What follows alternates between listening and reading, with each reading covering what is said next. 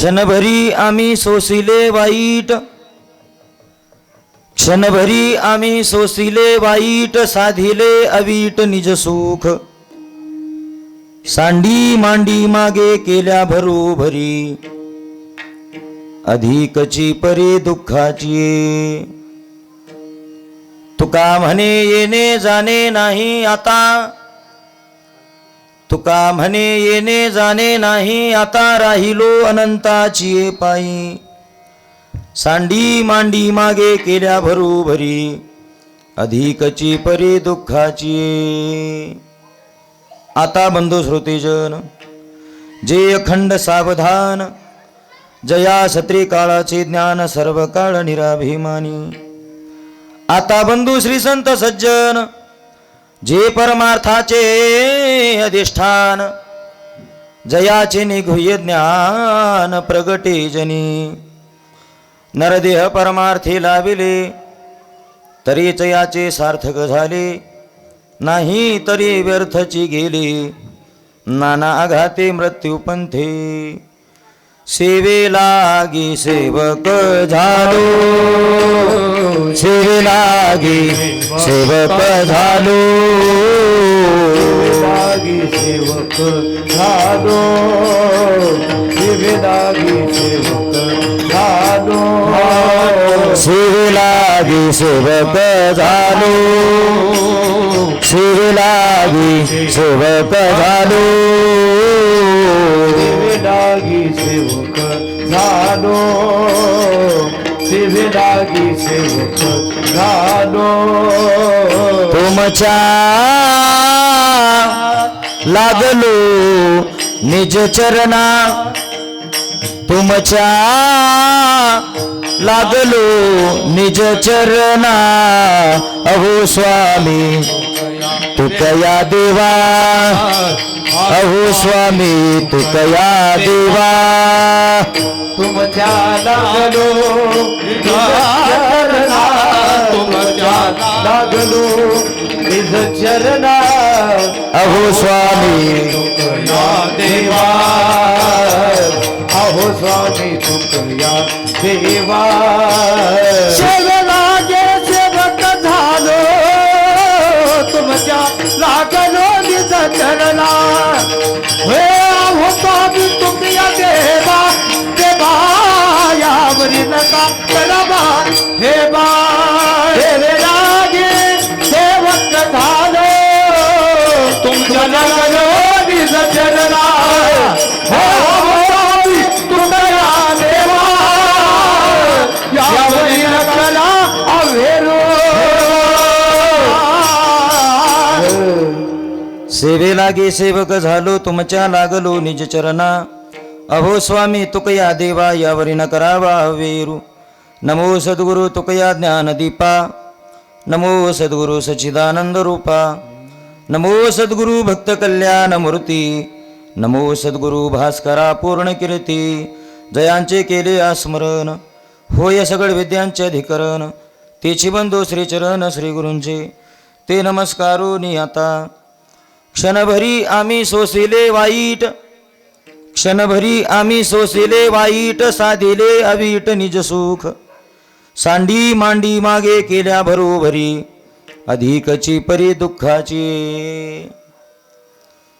उपस्थित श्रोते सज्जन भाविक मायबाप, श्री क्षेत्र हेळंब या गावामध्ये आजचं हे कीर्तनाचं आयोजन सर्वांना ज्ञातच आहे. आपल्याच गावातील कैलासवासी शांताबाई रघुनाथ सूर्यवंशी यांच्या द्वितीय पुण्यस्मरणाच्या निमित्ताने सर्व सूर्यवंशी परिवाराच्या वतीने या ठिकाणी आयोजित करण्यात आलेला हा एक दिवसीय कीर्तन महोत्सव कैलासवासी शांताबाई रघुनाथ सूर्यवंशी यांच्या समवेत श्री पंडित रघुनाथ सूर्यवंशी, श्री चंद्रहंस रघुनाथ सूर्यवंशी, श्री सुभाष रघुनाथ सूर्यवंशी, श्री विकास रघुनाथ सूर्यवंशी ही त्यांची 4 मुलं व तसेच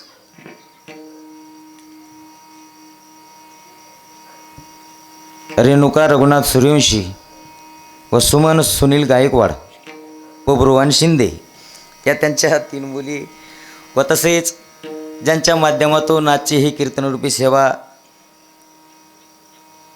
मला प्राप्त झालेली आहे.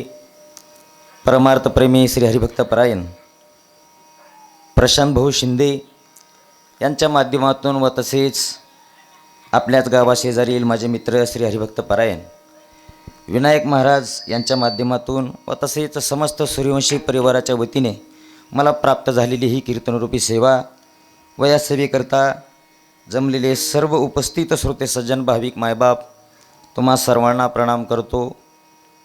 गावातील असणारे भजनी मंडळ, बाहेरगावून आलेली भजनी मंडळ असतील, कीर्तनाला उपस्थित साधक मंडळी असतील, वारकरी मंडळी असतील, महाराज मंडळी असतील व ज्यांची आज आवर्जून उपस्थिती आहे, आपल्या लातूर जिल्ह्याचं वैभव ज्यांनी आपलं संपूर्ण आयुष्य परमार्थिक क्षेत्रामध्ये समर्पित केलेलं आहे, उत्कृष्ट गायनाचार्य बाबळगावचं वैभव श्री हरिभक्त परायण महादेव गुरुजी कीर्तनाला उपस्थित आहेत, त्यांना प्रणाम करतो.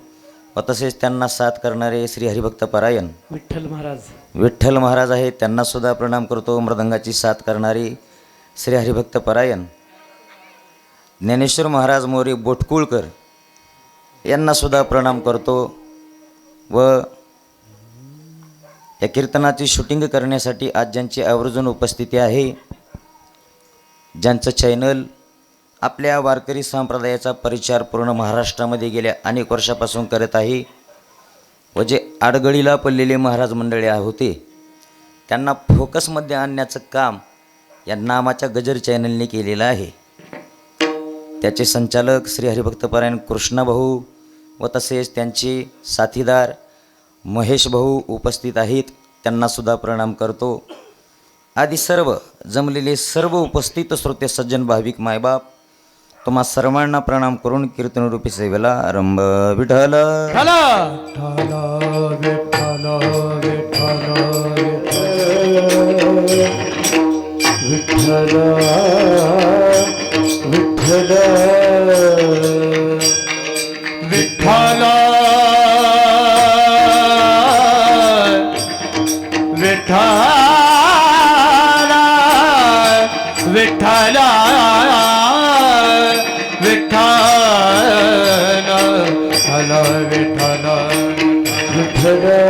आम्ही सोसिले वाईट साधिले अवीट निज सुख सांडी मांडी मागे केल्या भरोभरी अधिकची परे दुःखाची. प्रस्तुत प्राप्त प्रसंगी कीर्तनरूपी सेवेकरता निवडलेला अभंग जगदवंद्य जगदवंदनीय संत श्रेष्ठ महाराष्ट्र भूषण वैराग्याचे थोर महान पुतळे सुप्रसिद्ध साधू देहू वानिवासी जगद्गुरु तुकोबाराय यांच्या वाणीतील 3 चरणाचा विराणी प्रकरणातील अभंग आपण कीर्तनरूपी सेवेकरता निवडलेला आहे. या अभंगाच्या माध्यमातून जगद्गुरु तुकाराम महाराज मृत्यूलोकामध्ये अवताराला आल्यानंतर जेवढे काही वर्ष तुकोबाराय या मृत्यूलोकामध्ये होते त्या पूर्ण आयुष्यामध्ये जगद्गुरु तुकाराम महाराजांच्या आयुष्यामध्ये आलेला अनुभव जगद्गुरु तुकाराम महाराज आजच्या अभंगाच्या माध्यमातून तुमच्या आमच्या समोर प्रगट करतात. तुकोबाराय मृत्यूलोकामध्ये जन्माला आले, अवताराला आले आणि अवताराला आल्यानंतर जगद्गुरु तुकाराम महाराजांना भगवत स्वरूपता प्राप्त झाली. जगद्गुरु तुकाराम महाराजांचे इंद्रिय, तुकाराम महाराजांचं मन हे भगवंताच्या चरणावर स्थिर झालं आणि तुकाराम महाराजांची इंद्रिय, तुकाराम महाराजांचं मन हा पंचतत्वाचा नरदेह तुकोबारायने भगवंताच्या चरणावर समर्पित केल्यानंतर आपल्या व्यथित केलेल्या जीवनाकडे जगद्गुरु तुकाराम महाराज ज्यावेळेस सिंहावलोकन करून पाहतात त्यावेळेस तुकोबारायांच्या जीवनामध्ये आलेला अनुभव तुकोबारायांनी या अभंगाच्या माध्यमातून तुमच्या आमच्या समोर प्रगट केलेला आहे. कीर्तन आहे पुण्यस्मरणाच्या निमित्ताने कैलासवासी शांताबाई रघुनाथ सूर्यवंशी यांच्या द्वितीय पुण्यस्मरणाच्या निमित्ताने सर्व सूर्यवंशी परिवाराच्या वतीने या ठिकाणी हा 1 दिवसीय कीर्तन महोत्सव आयोजित करण्यात आलेला आहे. कीर्तनाला उपस्थित श्रोते मंडळीपैकी कुणाला असं वाटतं की महाराज मृत्यूलोकामध्ये जेवढे काही जीव जन्माला आले, माणूस म्हणून जेवढे काही जीव मृत्यूलोकामध्ये जन्माला आले त्या प्रत्येक व्यक्तीला, त्या प्रत्येक माणसाला एक ना एक दिवस हे मृत्यूलोक सोडून निघून जायचे. ज्याची ज्याची वेळ आली त्याला आत्तापर्यंत इथून जावं लागलं. हा इतिहास आहे, भूतकाळातला, वर्तमान काळातला आणि भविष्य काळामध्ये सुद्धा हा इतिहास कायम राहणार आहे. ज्या अर्थी मृत्यूलोकामध्ये एखादा माणूस, एखादा जीव मृत्यूलोकामध्ये जन्माला आला त्या अर्थी एक ना एक दिवस हे मृत्यूलोक सोडून त्या व्यक्तीला निघून जायचे. मग ज्याची वेळ आली तो व्यक्ती निघून गेला, पण जो व्यक्ती निघून गेलेला आहे त्याचं स्मरण इथं मृत्यू लोकामध्ये करायचं आणि त्याचं स्मरण करून त्याच्या निमित्ताने कीर्तनाचा कार्यक्रम करायचा, कीर्तन भजन करायचं, पुण्यस्मरणाच्या निमित्ताने अन्नदान करायचं, वस्त्रदान करायचं, ज्ञानदान करायचं, द्रव्यदान करायचं. काय गरज पडली हो महाराज? काय गरज आहे वर्ष श्राद्ध करण्याची किंवा पुण्यतिथी करण्याची? असे बरेच प्रश्न काही लोकांना पडत असतात. पण एक लक्षात घ्या, एखाद्याची आई हे मृत्यूलोक सोडून निघून गेलेली असेल किंवा एखाद्याचा बाप हे मृत्यूलोक सोडून निघून गेलेला असेल, बापाच्या माघारी किंवा आईच्या माघारी जेवढे काही सदस्य त्यांची मुलं असतील, त्यांच्या मुली असतील घरामध्ये, त्यांच्या पाठीमागं जो राहणारा परिवार आहे त्या परिवाराचं हे कर्तव्य आहे की आपली आई किंवा आपले वडील निघून गेल्यानंतर त्यांचं स्मरण इथं मृत्यू लोकामध्ये करावं आणि त्यांचं स्मरण करून कीर्तन भजन करावं, त्यांचं स्मरण करून अन्नदान करावं, वस्त्रदान करावं, ज्ञानदान करावं. हे मागलच्या पिढीचं कर्तव्य आहे, म्हणजे पुढच्या पिढीचं कर्तव्य आहे. हे कर्तव्य त्यांनी पार पाडलंच पाहिजे. का पार पाडलं पाहिजे? कर्तव्य म्हणून पार पाडलं पाहिजे. मग महाराज आई गेलेली आहे, वडील गेलेले आहेत, नेमकं त्यांचे काय उपकार आहेत आमच्यावर, म्हणून आम्ही त्यांचं इथं स्मरण करायचं. मी तुम्हाला जास्त काही माईवरून बापावर लेक्चर देणार नाही बरं का. दोनच मुद्दे सांगतो. का करावी वर्ष श्राद्ध आणि का करावी पुण्यतिथी? का करावी वर्ष श्राद्ध, का करावी पुण्यतिथी आईची किंवा वडिलांची? त्याच्या पाठीमागचं एकच कारण शास्त्रकारांनी सांगितलेलं आहे की आपण या मृत्यू लोकामध्ये जन्माला आलो. जन्माला येत असताना काय आपण सहजासहजी मृत्यू लोकामध्ये जन्माला आलेलो नाही. जन्माला येत असताना काय माणूस एकदम मृत्यू लोकामध्ये जन्माला येत नाही. जरी एखाद्या जीवाला मृत्यू लोकामध्ये एखाद्या मुलाला जन्म घ्यायचा म्हटला तर अगोदर 9 महिने 9 दिवस त्या मुलाला आपल्या आईच्या उदरामध्ये राहावं लागतं, आपल्या आईच्या पोटामध्ये राहावं लागतं. 9 महिने 9 दिवसाचा तो कालावधी असतो. त्या 9 महिने 9 दिवसामध्ये त्या आईला किती यातना होत असतील, किती त्रास होत असेल एखाद्या जीवाला, एखाद्या मुलाला जन्माला घालत असताना. तो त्रास वेगळाच. आणि लहानाचं मोठं करण्याकरता जे त्रास आपल्या आईवडिलांना आपल्याकरता सहन केलेला आहे, जो त्रास आपल्याला लहानाचं मोठं करण्याकरता जो काही त्रास त्यांनी आयुष्यामध्ये सहन केलेला आहे, त्या उपकारातून उत्तीर्ण व्हायचं हे कारण आहे, हे माध्यम आहे. पुण्यतिथी करणं किंवा वर्ष श्राद्ध करणं हे त्या उपकारातून उतराई होण्याचं एक माध्यम आहे. म्हणून आपण ते केलं पाहिजे. आणि आपण मृत्यू लोकामध्ये जन्माला आलो, भगवंताने आपल्याला हा पंचतत्वाचा नरदेह प्राप्त करून दिला. हा नरदेह काही आपल्याला सहजासहजी प्राप्त झालेला नाही. आपल्या शरीरामध्ये जे काही हाडं आहेत ना, हे हाडं आपल्या बापाच्या रेतापासून तयार झालेले आहेत. हे आपल्या बापाचे उपकार आपल्यावर. आणि हाडाला झाकलेलं जे मांस आहे ना आपल्या शरीरावर, त्याला आपण कातड म्हणतो. हे कातड, हे मांस हे काही सहजासहजी तयार झालेलं नाही.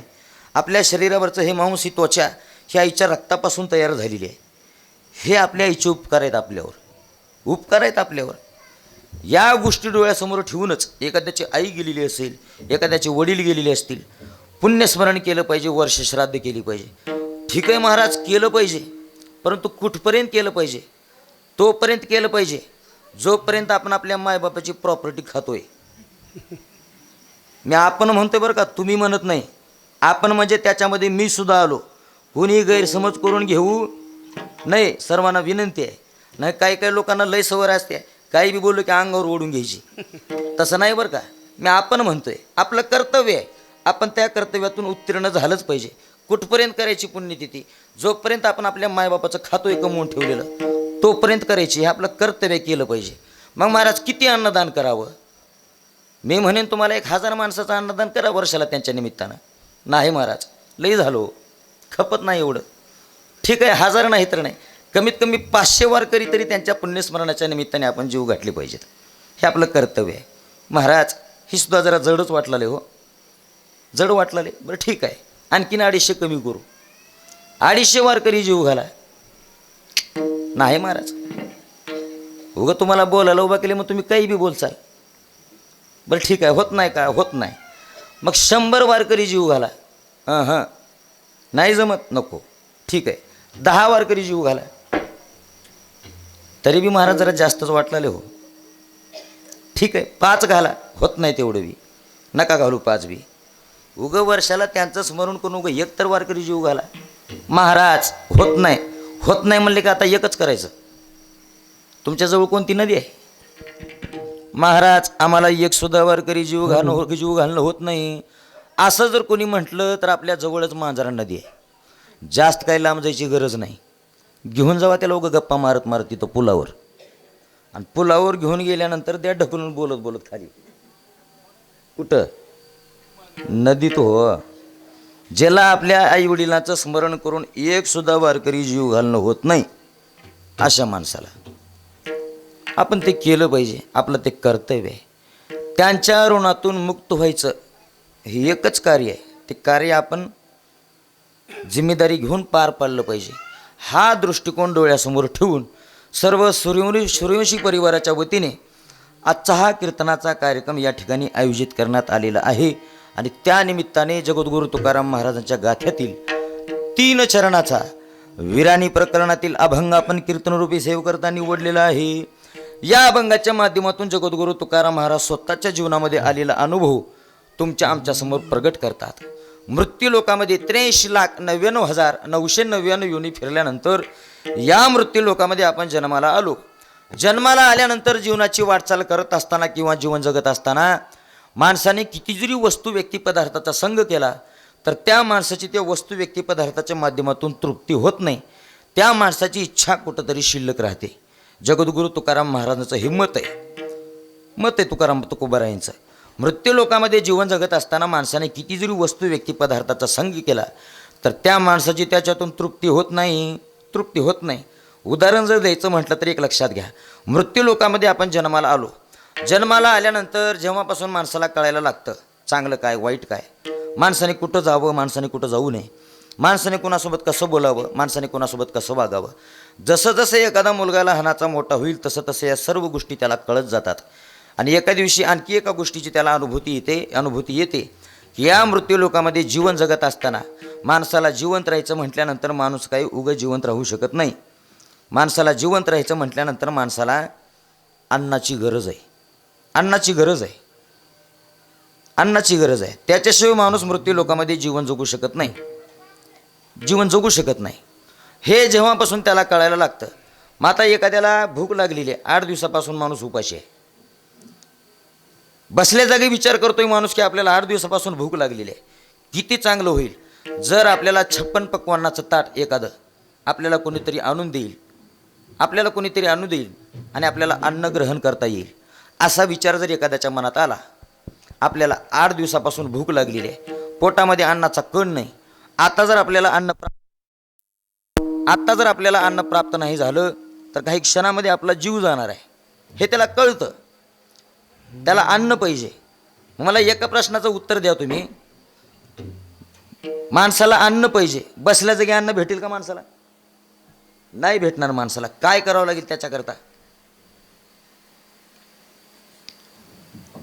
तुम्ही बोलावं काय तर बसलेले, काय करावं लागेल? मृत्यू लोकामध्ये जिवंत राहायचं म्हटल्यानंतर माणूस कुठल्या आधारावर जिवंत राहील? अन्नाच्या आधारावर. मग सहजासहजी माणसाला अन्न भेटेल का बसल्या जागी? कसं आहे तुम्ही बोला आता. नाही भेटणार. त्याकरता माणसाला कष्ट करावे लागतील. पोट भरायचं म्हटल्यानंतर या गोष्टीची अनुभूती त्याला आल्यानंतर तो मुलगा घराच्या बाहेर पडला, कमिण्याकरता बाहेर पडला. रात्रंदिवस कष्ट करू लागला. कष्ट करून माणसाने भरपूर पैसा कमवला. इतका पैसा कमवला की शेवटच्या श्वासापर्यंत आपल्याला ज्या काही गोष्टीची गरज आहे त्या सर्व गोष्टी प्राप्त होतील. इतका पैसा माणसाने कमविला. म्हणजे राहण्याकरता 2-4 मजली घर बांधलं, फिरण्याकरता 4 व्हीलर गाडी आहे, खिशामध्ये ब्रँडेड कंपनीचा मोबाईल आहे, पायामध्ये ब्रँडेड कंपनीची चप्पल आहे. म्हणजे मृत्यू लोकामध्ये जीवन जगत असताना ज्या ज्या गोष्टीची माणसाला गरज होती त्या सर्व गोष्टी त्याला प्राप्त झाल्या. परंतु हे सगळं काही करण्यामध्ये त्याच्या आयुष्यातले 30-40 वर्ष निघून गेली. आणि 30-40 वर्ष निघून गेल्यानंतर एका दिवशी माणूस निवांत बसलेला आहे. आणि निवांत बसल्यानंतर भूतकाळातला विचार करतोय, काय दिवस होते आपल्या जीवनामध्ये. जर आपल्याला भूक लागली तरी वेळेवर खायला आपल्याला अन्न मिळत नव्हतं. वाजवू नका. वेळेवर आपल्याला खायला अन्न मिळत नव्हतं. आज आपल्याजवळ अन्न आहे. लागेल कुणाला मिस कॉल द्यायचं म्हटलं तर खिशामध्ये मोबाईल नव्हता. कुठं बाहेर जायचं म्हटलं पायामध्ये चप्पल नव्हती. बाहेरगावी जायचं म्हटलं तर आपल्याकडे गाडी नव्हती. आज 4 व्हीलर गाडी आहे दारामध्ये. आता जेवढा आपलं आयुष्य शिल्लक आहे तेवढं आयुष्य आपल्याला आपण कमविलेलं धन, आपण कमविलेली संपत्ती आपल्याला पुरून उरेल इतकं भांडवल आपल्याजवळ झालेली आहे, इतकी इन्व्हेस्टमेंट आपल्याजवळ झालेली आहे. आता बस झालं. आजपासून अजिबात पैसा कमवायचा नाही. आज कुणाला वाटेल का हो? तुम्ही काहीतरी बोला की हो. असं कुणाला वाटेल का जगाच्या पाठीवर? हो किंवा नाही म्हणत चला. वाटेल असं? नाही वाटणार कुणालाच. किती जरी पैसा कमविला तर माणसाची धावपळ संपत नाही, माणसाची धडपड संपत नाही. कुठपर्यंत धडपड करतो माणूस? कुठपर्यंत? जोपर्यंत माणसाचं धड पडत नाही तोपर्यंत माणसाची धडपड चालूच आहे. माणूस थांबायचं नाव घेत नाही. मृत्यू लोकामध्ये किती जरी संपत्ती, किती जरी धन माणसाने कमविलं तर माणसाची इच्छा संपत नाही. कुठपर्यंत संपत नाही? तुम्ही म्हणताल मेल्यावर तर संपल की? नाही संपत. काही काही माणसं मेल्यानंतर सुद्धा इच्छारूपानं पाठीमागं राहतात. इच्छारूपानं पाठीमागं राहतात. आता आपण सगळे संसारिक आहोत. सगळ्याचे लग्न झालेली तिथं बऱ्यापैकी सगळ्यांचेच झालेत का?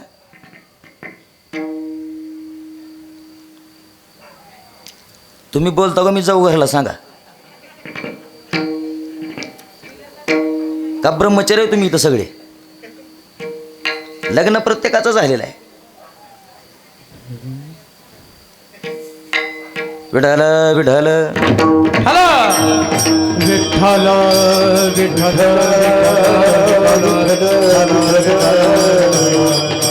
ओला पुंडलिक वरदा श्री ज्ञानदेव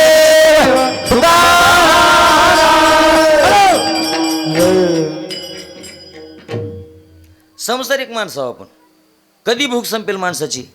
कधीच नाही संपत. शरीरातला प्राण निघून गेल्यानंतर सुद्धा काही माणसं इच्छारूपानं पाठीमागं राहतातच. आपण सगळे संसारिक माणसं आहोत. रोज आपल्या स्वैर्य धैर्यातलं म्हणा, आपल्या भाऊकीतलं म्हणा, किंवा आपल्या घरातलं म्हणा, किंवा आपल्या मित्रागोत्रातलं म्हणा, रोज कोण ना कोण मरत असतं. आपण रोज कोणाच्या ना कोणाच्या मैतीला जात असतो. त्याला 4 खांद्यावर उचलून नेतो तिथं गावाच्या बाहेर, सरणावर झोपवतो, त्याला अग्नी देतो. मग मैतीला जाऊन आल्यानंतर त्याला अग्नी दिल्यानंतर सगळी माणसं घरी येतात. घरी आल्यानंतर दुसऱ्या दिवशी राख सावण्याचा कार्यक्रम असतो. मग सगळे सोयरी धैर्य ज्या घरचा माणूस गेलेला आहे त्या घरी सगळे गोळा होतात. गोळा झाल्यानंतर राख सावण्याकरता जातात. मग आता ज्या घरचा माणूस गेलेला आहे त्या घरची लोकंसुद्धा जात असतात आणि बाहेरून आलेले नातेवाईकसुद्धा जात असतात. मग मला सांगा, राख सावण्याकरता जात असताना माणसं रिकाम्या हातानं जातात का हो? तुम्ही काय तर बोला हो. नाहीच जात रिकाम्या हातानं. जात असताना जातात का रिकाम्या हातानं? जात नाहीत रिकाम्या हातानं. मग काय घेऊन जातात जाताना?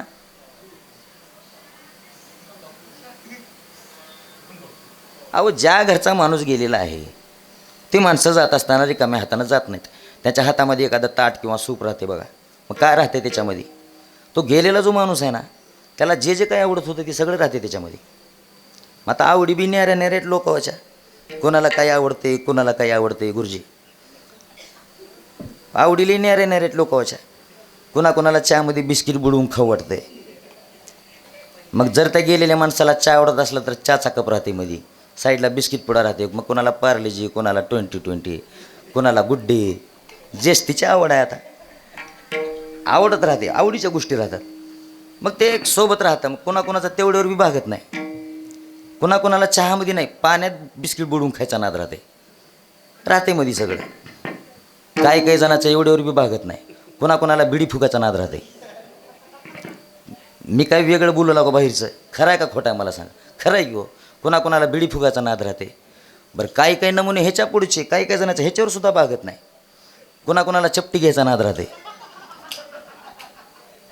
कसं आहे गुरुजी? मी काय बाहेरचं बोलू लागो? अजिबात नाही. मी सगळ्यालाच नाही बरं का म्हणत. कोणाला चपटी घ्यायचा नाद राहते. ती सुद्धा राहते हो मध्ये. ही कशाला हो? लय आवडत होती त्याला.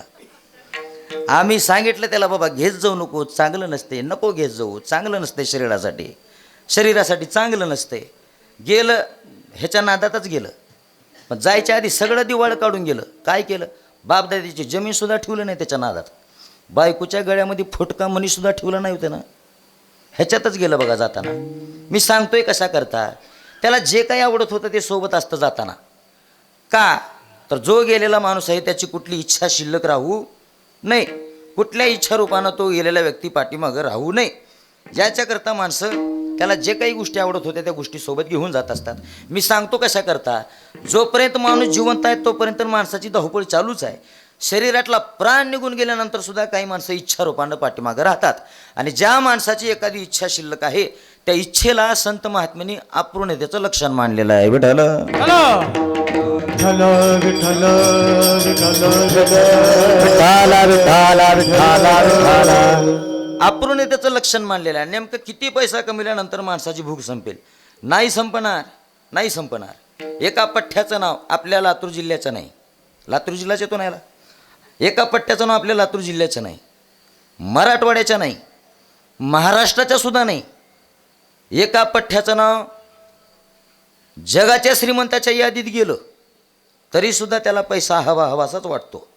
म्हणजे मी का सांगतो, माणसाची भूक संपत नाही, नाही संपत भूक. प्रत्येक माणूस मृत्यू लोकामध्ये जीवन जगत असताना धावपळ करतोय, परंतु धावपळ करतोय म्हणजे काय, निस्वार्थ धावपळ नाही माणसाची. त्या धावपळ करण्याच्या पाठीमागे कुठला तरी स्वार्थ दडलेला आहे, म्हणून माणूस धावपळ करतोय. आता इथून लातूर किती किलोमीटर आहे? 50 येते का 60 येते? बरोबर सांगा. 50-55 किलोमीटर येते. आता 50-55 किलोमीटर लातूर येते. लातूरून पुढे 40 किलोमीटर गाव आहे माझं. 50 आणि 40 90 किलोमीटर. 90 किलोमीटरचा प्रवास करून मी आज तुमची इथं आलो. आता कीर्तन झाल्यानंतर मला 90 किलोमीटरचा प्रवास करून वापस जायचे, बरोबर आहे, वापस जायचे. आता सध्याच्या वेळेचा जर विचार केला तर 10:30 वाजलेले आहेत. सध्याची वेळ कोणती आहे माणसाची? हां, असं बोला हो, बरं वाटतं मला बी. झोपायची वेळ आहे माणसाची. आता संध्याकाळचे 10:30 वाजलेले आहेत. गप गुमान माझ्या घरात खाऊन मी पडलं पाहिजे का नाही? बरोबर आहे, झोपलं पाहिजे का तरी माझ्या झोपीची वेळ आहे. 90 किलोमीटर आलो मी गाडीत बसून. 90 किलोमीटर जायचे मला कीर्तन झाल्यावर. का बरं आलो मी इथं? आलो हो कीर्तन करण्यासाठी. उगा तुम्ही मला फोन केलो महाराज कीर्तना येताव का? येतो. उगा आलो का मी? नाही ना, उगा नाही आलो मी. मला ठरवून बोलवले आज इथं. उगा भागधरा हो, मी ठरवून नाही आलो, बाकीचे आहेत ना का ठरवून. उगा धरा तुम्ही, बाकीच्यामध्ये मिसळ मला थोडा वेळ. बरं आलो मी. आलो म्हणजे उगा नाही आलो, माझ्या येण्याच्या पाठीमागं सुद्धा काहीतरी स्वार्थ आहे म्हणून मी आलो. आता तुमच्यापैकी कुणाला बोललो तर मला अवघड होईल, ती जायचं वापस मला, म्हणून मी माझ्यावर घेऊन बोललो. आलो मी, आलो म्हणजे उगं नाही आलो, येण्याच्या पाठीमागं माझ्या काहीतरी स्वार्थ आहे म्हणून मी आलो. मी कशा करता सांगतोय, जगाच्या पाठीवर प्रत्येक माणूस पळतोय, परंतु त्या पळण्याच्या पाठीमागं प्रत्येकाचा काही ना काही स्वार्थ आहे. कशा करता पळतो माणूस? पोटा करता हो, पोटा करता पळतो. आता या पोटाचा विचार केला तर आपल्याला देवाने इतबरच पोट दिले. ह्या इतबर पोटासाठी माणूस रात्रंदिवस धावपळ करतोय गुरुजी, थांबायला तयार नाही माणूस. इतभर पोटासाठी, पोटासाठी, इतभर पोटासाठी, पोटासाठी. बोला. पोटासाठी, पोटासाठी, पोटासाठी, पोटासाठी, इतभर पोटासाठी, पोटासाठी, इतभर पोटासाठी, पोटासाठी, इतभर पोटासाठी, पोटासाठी, इतभर पोटासाठी, पोटासाठी.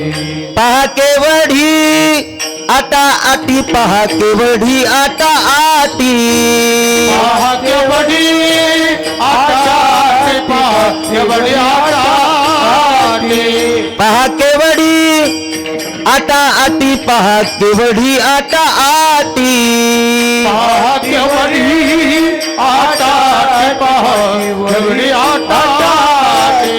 कैसे केले देवराया, देवराया, कैसे केले देवराया, देवराया. देवराया घेते देवराया देवराया घेते देवराया देवराया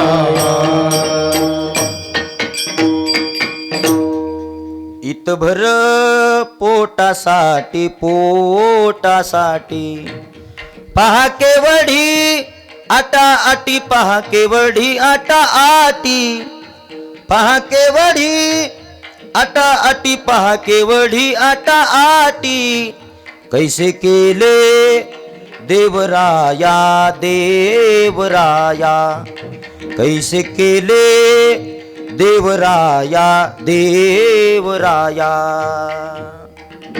मी सांगतोय जगाच्या पाठीवर प्रत्येक माणूस पळतोय पोटासाठी. कुणी असू द्या मग जगाच्या पाठीवर कुणी असू द्या. इतभर पोट दिले माणसा देवाने माणसाला इतभर. आता कुणाकुणाला 2 ईद दिला असेल. तुम्हाला किती आहे महाराज बघा मोजून.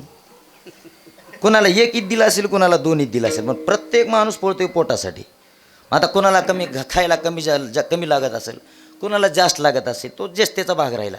मग कुणाला कमी लागतं जो शरीराने पातळ आहे त्याला कमी लागतं. आणि जास्त कुणाला लागतं जो शरीराने जाड आहे त्याला खायला जास्त लागतं. असा भ्रम असतो बरं का काही जणाचा. असा भ्रम असतो काही जणाचा. उगा कीर्तन झाल्यावर तुम्ही एखादा पातळ माणूस घ्या आणि एक जाड माणूस घ्या आणि दोघाला बसवा एका जागी जेवायला आणि वाढायला तुम्हीच थांबा. कोण कमी खाते आणि कोण जास्त खाते भाऊ. कोण कमी खात नाही ना कोण जास्त खात नाही. प्रत्येकाची भूक तेवढीच आहे. एवढाच फरक एवढाच आहे. बसले की एखाद्याला कच्चून खायची सवय राहते आणि एखाद्याला थोडं थोडं खायची सवय राहते. एखादा माणूस दिवसातून 3 टाईम जेवत असेल टाईम टू टाईम जेवत असेल 3 टाईम जेवणारा कच्चून खातो आणि ज्याला तासाला लागते ती थोडं थोडं थोडं थोडं कोरका अर्धा कोरक्यावर चलते त्याचं. पण भूक प्रत्येकाची तेवढीच आहे विचार केल्यावर. मग आता भूक लागलेली आहे भरपूर गुरुजी भूक भरपूर लागलेली आहे. भूक लागली म्हणून एखादा माणूस सकाळी कच्चून जेवला पाणी प्यायला सुद्धा जागा ठेवली नाही इतका जेवला. मग सकाळी जेवला म्हणजे दुपारी तो माणूस जेवणार नाही असं आहे का. कसं बाबा बस झाला आता भरपूर जेवण झालं आता मी दुपारी जेवणार नाही असा जरी विचार केला एखाद्याने दुपारी बरोबर 2 वाजले की त्याला भूक लागणार म्हणजे लागणार. मग दुपारी सुद्धा त्याच जोमात जेवणार ज्या जोमात सकाळी जेवला होता. दुपारी सुद्धा त्याच जोमात जेवणार त्याच पद्धतीने जेवणार कच्चून हाणणार. आणि दुपारी जेवल्यानंतर पुन्हा विचार करणार बस झाला आता भार जेवण झालं आता रात्री अजिबात जेवायचं नाही विचार करणार माणूस. रात्री बरोबर 8 वाजता बायकोला म्हणतोच आणि वाढ जेवाला म्हणतो ना म्हणतोच. मी सांगतोय कशा करता नेमकं किती खाल्ल्यावर पोट भरेल माणसाचं नाही भरत. सकाळी खाल्ला दुपारी जेवणारच दुपारी जेवला संध्याकाळी जेवणारच. बाबा तुमचं वय काय आता 80-85 वय धरा बाबाचं 85 वय आहे. इथं प्रत्येकाने आपापलं वय बघायचं बघा वय बघायचं बरं का प्रत्येकानं माझ्यासहित. ज्याचं जेवढं वय त्याने तेवढे पोते पार केलेत आत्तापर्यंत. तेवढे पोते पार केलेत आत्तापर्यंत. कोणाचं 25 वय असलं तर त्यानं 25 पोते पार केलेत आत्तापर्यंत. कोणाचं 50 असलं त्यानं 50 पोते पार केलेत गुरुजी आत्तापर्यंत. तुम्हाला कसं काय माहिती आहे मोजून बघा तुम्ही. आपण जर गणित लावलं मग आता पोते म्हणजे प्रत्येकाला वर्षाला 1 पोतं खायला लागते बघा. मग त्याच्यामध्ये सगळं झालं तुमची गहू आली ज्वारी आली तांदूळ आले हरभऱ्याची डाळ आली सगळं झालं मिक्स आलं त्याच्यामध्ये सगळं. हे सगळं मिळून वर्षातून 1 तर पोतं लागत असेल माणसाला. लागतंय हो 1 पोतं लागतं माणसाला. मग ज्याचं जेवढं वय त्याने तेवढे पोते पार केले आत्तापर्यंत. माणूस थांबला का नाही थांबला. पळणं चालूच आहे माणसाचं पळणं चालूच आहे. का इच्छा संपत नाही माणसाची इच्छा संपत नाही. पोट सेवितान धाये पोट सेवितान धाये भूक भुकेलीच राहे भूक भुकेलीच राहे. तुका म्हणे पाहे कोण वासमुक्तीचे. आपल्याला पुढचं नको एवढंच पाहिजे. पोट सेवितान धाये भूक भुकेलीच राहे. माणसाने किती जरी खाल्लं तर माणसाची भूक शिल्लकच राहते. हे झालं माणसाचं. आणि संतांचा विचार केला तर तुकोबाराय सांगतात आपल्याला आता निश्चिंतीने पावलो विसावा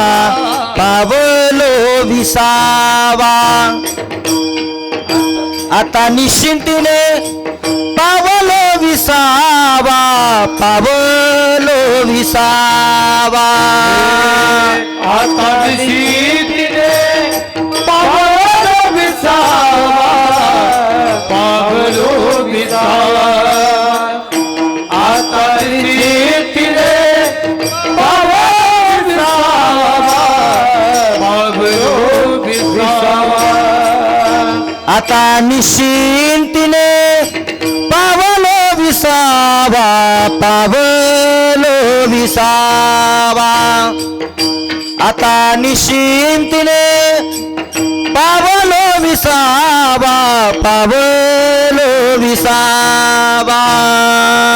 आता निशितीने पावलो विसावा, पावलो विसावा. आता निशितीने पावलो विसावा, पावलो विसावा. खुंटलिया धावा तृष्णेची या, खुंटलिया धावा तृष्णेची या. बोला फुटलिया धावा तृष्णेच्या, खुंटलिया धावा तृष्णेची. ओ खुंटलिया धावा तृष्णेची या,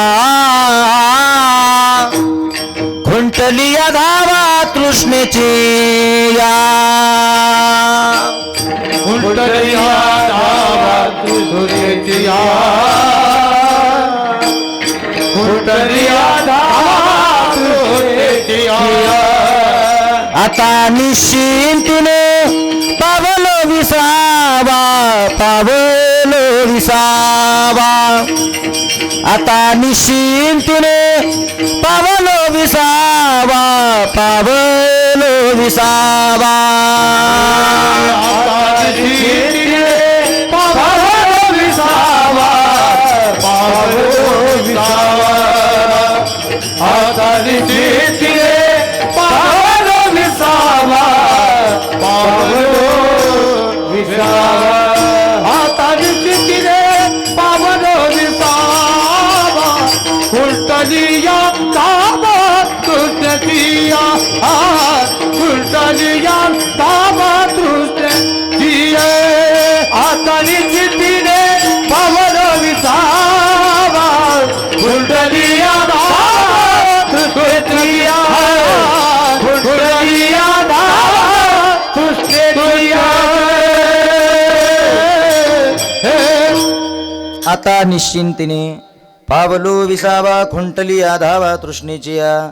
आपण आपल्या जीवनचरित्राचा अभ्यास केल्यानंतर जर आपण संत महात्म्याचं जीवनचरित्र पाहिलं तर तुकोबारायांनी सांगावं, आता निश्चिंतीने पावलो विसावा, खुंटलिया धावा तृष्णेची या. तुकोबाराय म्हणतात की आमच्या जीवनामध्ये कुठली इच्छा शिल्लक राहिलीच नाही, शिल्लकच राहिली नाही.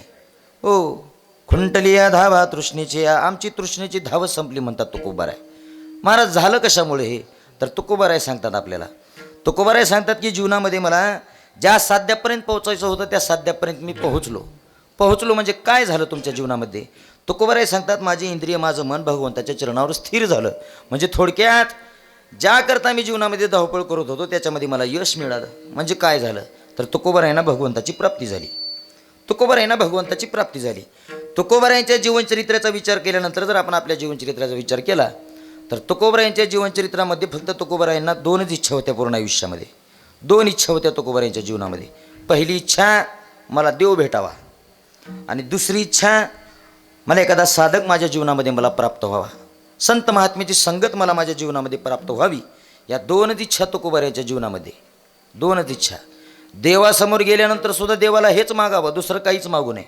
आपण देवाकडे गेल्यानंतर ह्याच्यातलं काहीच मागत नाही, बाकी सगळंच मागतो. देवाकडे गेल्यानंतर देवाला कुणीच मागत नाही. देवाकडे गेल्यानंतर संतांना कुणीच मागत नाही. आपण गेल्यानंतर संसारातल्या ज्या काही आपल्या उणीवा आहेत त्या उणीवा भरून काढण्याकरता आपण देवाकडे जातो. हे आपलं झालं. आणि संत महात्म्याचं देवाकडे जात असताना संसारातली कुठली अपेक्षा ठेवून ते देवाकडे गेलीच नाहीत. तिथं गेल्यानंतर सुद्धा देवालाच मागायचं आणि संतांनाच मागायचं. मला सांगा, इथं बसलेल्या श्रोत्यापैकी असा कोण आहे की देवाकडे गेल्यानंतर देवाला मागतो? कोण आहे असा जगाच्या पाठीवर?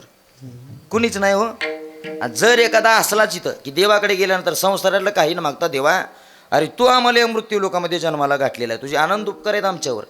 जोपर्यंत आमच्या जीवनाची वाटचाल चालू आहे, जोपर्यंत आमच्या शरीरामध्ये श्वास आहे, जोपर्यंत आमच्या शरीरामध्ये प्राण आहे, तोपर्यंत देवा एकदा तरी तुझा आम्हाला साक्षात्कार होऊ दे, एकदा तरी मला तुझं दर्शन होऊ दे.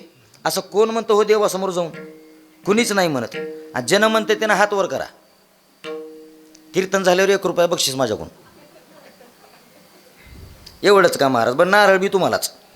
मला दिलं, मला जे नारळ देणार आहेत कीर्तन झाल्यावर, नारळ बी तुम्हालाच. पाकिट नाही नारळ. बरं हाय का कोण असं इथं? कुणीच नाही इथं माझ्या सहित हो. कुणीच नाही इथं. कुणालाच वाटत नाही मला देव भेटावं म्हणून. जर कुणाला वाटलंच असतं असं तर 350 वर्षाखाली तुकोबाराय आपल्याला विचारायला आले होते, देव घ्या कोणी, देव घ्या कोणी, देव घ्या कोणी, देव घ्या कोणी. आईता आला घर पुसोनी, आईता आला घर पुसोनी.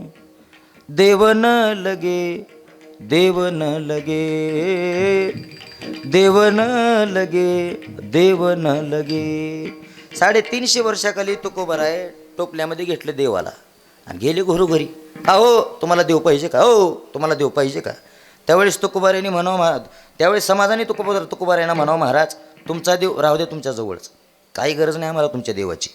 आणि जर आपल्या बापदाद्याच्या घरी ज्यावेळेस तुकोबाराय विचारण्याकरता गेले होते, त्यावेळेस जर आपल्या बापदादीने जर त्यावेळेस देव घेतला असता तुकोबारायांकडून, तर आज रोज आपल्याला देवाचं दर्शन झालं असतं किंवा रोज देवाचं दर्शन झालं असतं. लोकांनी साफ नाकारला, आम्हाला काहीच गरज नाही तुमच्या देवाची. देव न लगे, देव न लगे. साठवणीचे रुंदले धागे, साठवणीचे रुंदले धागे. देव न लगे, देव न लगे, देव न लगे, देव न लगे. देव काय, धर्म काय, या गोष्टीबद्दल आपल्याला देणं घेणं राहिलेलं नाही. देणं घेणंच राहिलं नाही आपल्याला. आज कीर्तनाकडे सुद्धा आपण मनोरंजनाचं साधन म्हणून बघलेलो. कुठल्या तरी महाराजाने यावं, इथं उभं राहावं, कीर्तन करावं, कीर्तनामध्ये काहीतरी 2-4 चुटकुले सांगावे, आम्हाला हसवावं, आमचं मनोरंजन करावं, निघून जावं. होय हो, लोक म्हणतात आम्हाला, महाराज थोडं हसवावं बरं का कीर्तनात. आता का गुदगुले करू त्याला जाऊ न?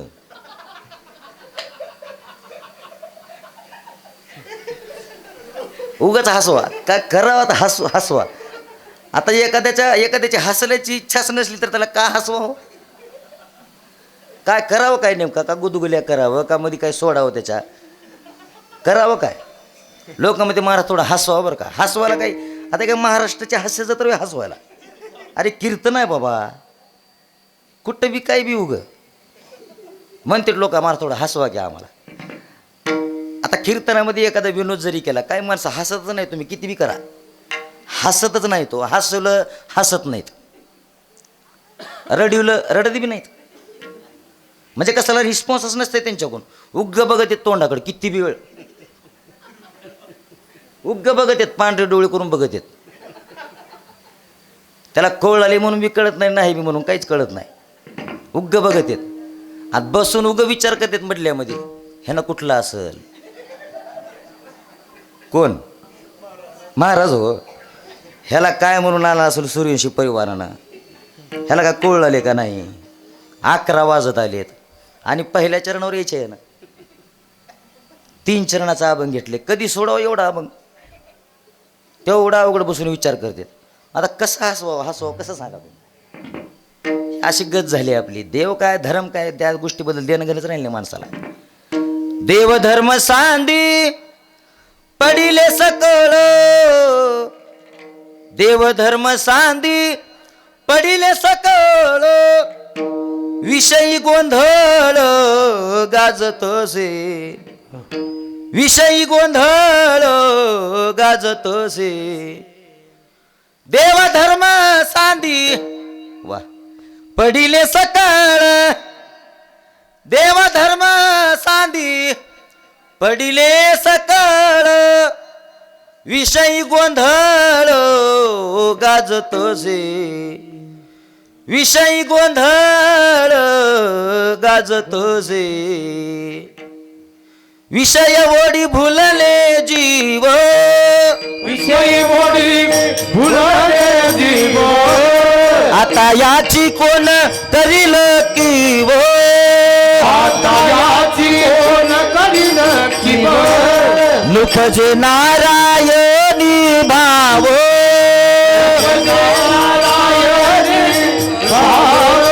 पावनी ठाव नरदेहा,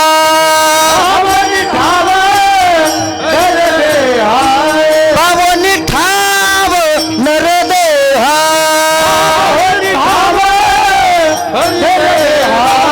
कोण सुख धरिले संसारी, कोण सुख धरिले संसारी,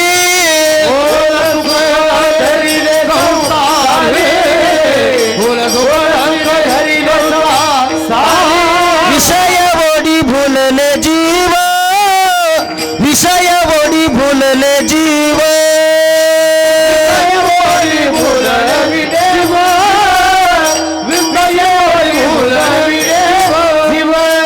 आता याची कोण करील कीव, आता याची कोण करील कीव,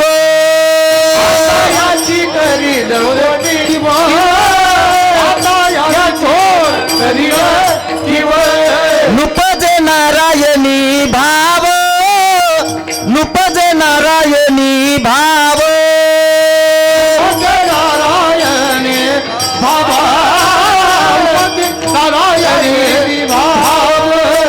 पावनी ठाव नरदेहा,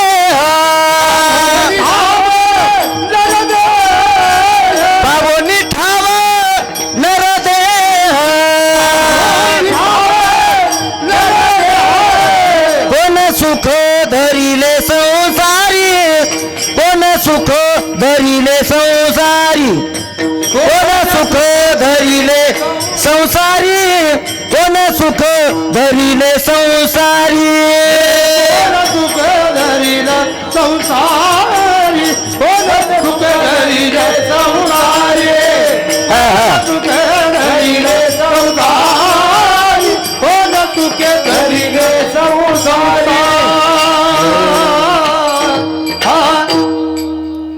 विषय ओढी भुलले जीव, आता याची कोण करील कीव, नुपजे नारायणी भाव, पावनी ठाव नरदेह.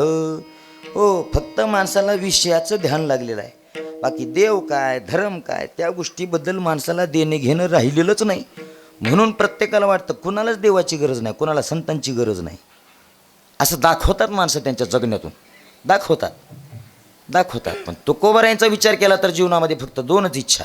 पहिली इच्छा देव भेटावा आणि दुसरी इच्छा संत भेटावे. आणि एवढ्या करताच धावपळ होती तुकोबारायांची, संसाराकरता धावपळ नव्हती तुकोबारायांची. संसारावर तुळशीपत्र ठेवलं तुकोबारायांनी, संसाराच्या नावे घालून शून्य वाढता हा पुण्य धर्म केला. संसारावर तुळशीपत्र ठेवलं. एक लक्षात घ्या, मृत्यू लोकामध्ये जीवन जगत असताना आपल्याला 3 पद्धतीने जीवन जगणारा समाज पाहायला मिळेल. किती? 3 पद्धतीने. सध्या जर आपण थोडंसं जगाकडे डोकावून पाहिलं तर किती लोकसंख्या हो भारताची? कोणाला माहिती आहे महाराज? किती लोकसंख्या? उगा अंदाजे 150 करोड धरू आपण, त्याच्यापेक्षा थोडी जास्त असेल नाहीतर कमी असेल. या 150 करोड लोकसंख्येकडे जर आपण पाहिलं तर आपल्याला 3 पद्धतीने आयुष्य जीवन जगणारा समाज पाहायला मिळतो. 3 पद्धतीने आयुष्य जगतात माणसं. या मृत्यू लोकामध्ये जन्माला आल्यानंतर कोणी या देहाचा निरुपयोग करतं, कोणी दुरुपयोग करतं आणि कोणी सदुपयोग करतं. कोण निरुपयोग पद्धतीने आयुष्य जगतं, कोण दुरुपयोग पद्धतीने आयुष्य जगतं आणि कोण सदुपयोग पद्धतीने आयुष्य जगतं. दुरुपयोग म्हणजे काय आणि सदुपयोग म्हणजे काय? निरुपयोग म्हणजे आपल्याला एखादी वस्तू प्राप्त झाली, आपल्याला एखादी वस्तू प्राप्त झाली, ती वस्तू चांगला वापर करण्याच्या लायकीची आहे बरं का. वस्तू चांगला वापर करण्याच्या लायकीची आहे म्हणून त्या वस्तूला घरी आणलं आणि घरी आल्यानंतर घरामध्ये ठेवून दिलं. त्या वस्तूला घरामध्ये ठेवून दिल्यानंतर 2-4 वर्ष निघून गेले, त्या ठेवलेल्या वस्तूकडे माणसाचं ध्यानच नाही. ध्यानच नाही त्या वस्तूकडं. त्या वस्तूचा तो माणूस वापरही करत नाही आणि त्या वस्तूला तो माणूस टाकूनही देत नाही. आपल्या घरामध्ये 10-5 वर्षापासून आडनळीला पडलेल्या काही वस्तू असतील बघा, आहेत का तुमच्या घरात? म्हणजे आपण तिचा वापर बी करत नाही आणि तिला टाकूनही देत नाही. अशा वस्तू असतात प्रत्येकाच्या घरात. ह्याला निरुपयोग म्हणायचं. म्हणजे वस्तू टाकूनही द्यायची नाही आणि तिचा वापरही करायचा नाही. ह्याला निरुपयोग म्हणायचं. दुरुपयोग म्हणजे आपल्याला एखादी वस्तू प्राप्त झाली, ती वस्तू चांगला वापर करण्याच्या लायकीची असताना सुद्धा तिचा चुकीच्या पद्धतीने वापर करणं, त्याला दुरुपयोग म्हणायचं. आणि सदुपयोग म्हणजे एखादी वस्तू प्राप्त झाल्यानंतर ती वस्तू वापर करण्याच्या पात्रतेची नसताना, लायकीची नसताना सुद्धा तिचा चांगल्या पद्धतीने वापर करणं म्हणजे तिचा सदुपयोग करणं आहे. विठ्ठल हॅलो विठ्ठल विठ्ठल हो. निरुपयोग, एखादी वस्तू प्राप्त झाली तिचा वापरही करायचा नाही, तिला टाकूनही द्यायचं नाही, आहे तसं ठेवायचं, तिला निरुपयोग म्हणा. दुरुपयोग, एखादी वस्तू आपल्याला प्राप्त झाली, ती वस्तू चांगला वापर करण्याच्या लायकीची असताना सुद्धा तिचा चुकीच्या पद्धतीने वापर करणं, तिला दुरुपयोग म्हणा. सदुपयोग म्हणजे एखादी वस्तू प्राप्त झाल्यानंतर वस्तू चांगला वापर करायच्या लायकीची असताना सुद्धा तिचा चुकीच्या पद्धतीने वापर करणं. वस्तू वापर करण्याच्या लायकीचे नसताना सुद्धा तिचा चांगल्या पद्धतीने वापर करणं, हिला सदुपयोग म्हणायचं. आता याला जर उदाहरण द्यायचं म्हटलं तर रामदास स्वामीच्या जीवनचरित्रामध्ये एक घडलेला प्रसंग आहे बघा. रामदास स्वामीच्या जीवनचरित्रामध्ये असं होतं की रामदास स्वामी हे रोज 5 घर भिक्षा मागायचे. किती? 5च घर भिक्षा मागायचे. 5 घर भिक्षा मागितल्यानंतर रामदास स्वामी हे 6व्या घरी भिक्षा मागण्याकरता जात नव्हते. हा त्यांचा नित्यनेम होता. 5 घर भिक्षा मागायचे. मग रामदास स्वामी एका दिवशी गेले गावात भिक्षा मागण्याकरता गेल्यानंतर 4 घरं भिक्षा मागितली आणि भिक्षा मागण्याकरता 5व्या घरी गेले. आणि 5व्या घरी गेल्यानंतर आरोळी ठोकली बघा. भिक्षाम देहि मा, अशी आरोळी ठोकली. आरोळी ठोकल्यानंतर मधून आवाज आला, ओ महाराज, आज मी तुम्हाला काहीच देऊ शकत नाही, आलाय त्या पावली वापस जा. मधून त्या आईसाहेबांचा आवाज आला. रामदास स्वामी विचार करू लागले, मी रोज 5 घरं भिक्षा मागतो, 4 घरं भिक्षा मागून झालेले आहे, माझं नित्यनेमाचं हे 5वं घर आहे. आत्तापर्यंत आईसाहेबांनी कधी मला नाही असं म्हटलं नाहीत, आज का असं म्हणू लागल्यात. रामदास स्वामींनी 5 मिनिट विचार केला, परत एकदा आरोळी ठोकली. भिक्षाम देहि मा, आरोळी ठोकली. आरोळी ठोकल्यानंतर सुद्धा मधून तोच आवाज आला, ओ महाराज, तुम्हाला ऐकू येत नाही का? आज माझ्याने तुम्हाला काहीच देणं होत नाही, आलाय त्या पावली वापस जा.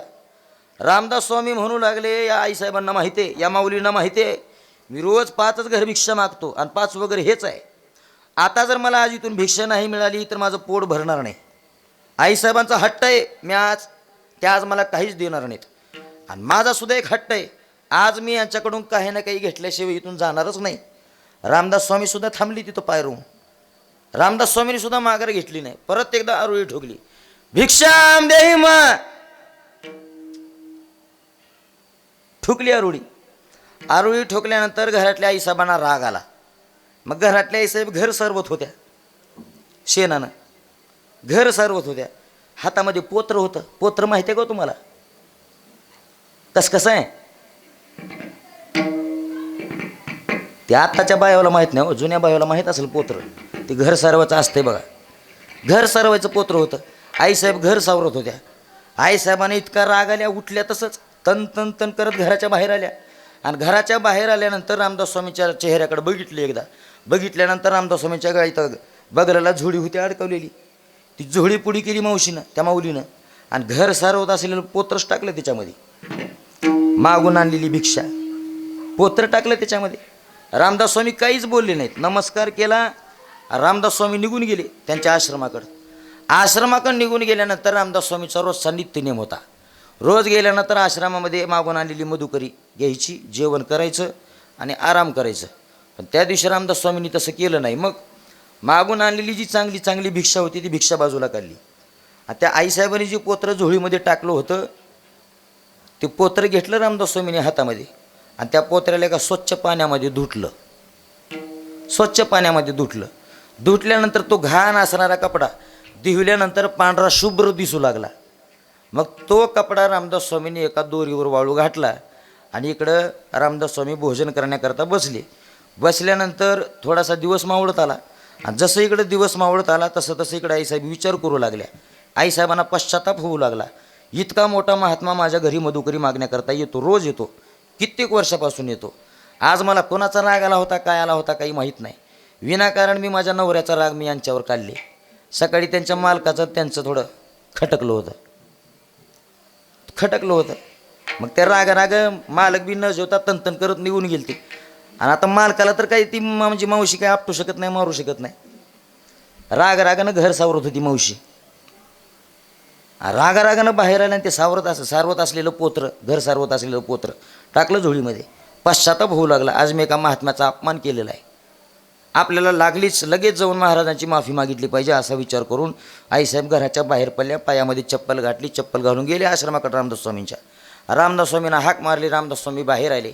बाहेर आल्यानंतर रामदास स्वामींना आईसाहेब हात जोडून माफी मागू लागल्या. महाराज, आज माझ्याकडून एका महात्म्याचा अपमान झालेला आहे, मला माफ करा, माझी झालेली चूक तुम्ही पदरात घ्या असं म्हणून आईसाहेब हात जोडून माफी मागू लागल्या.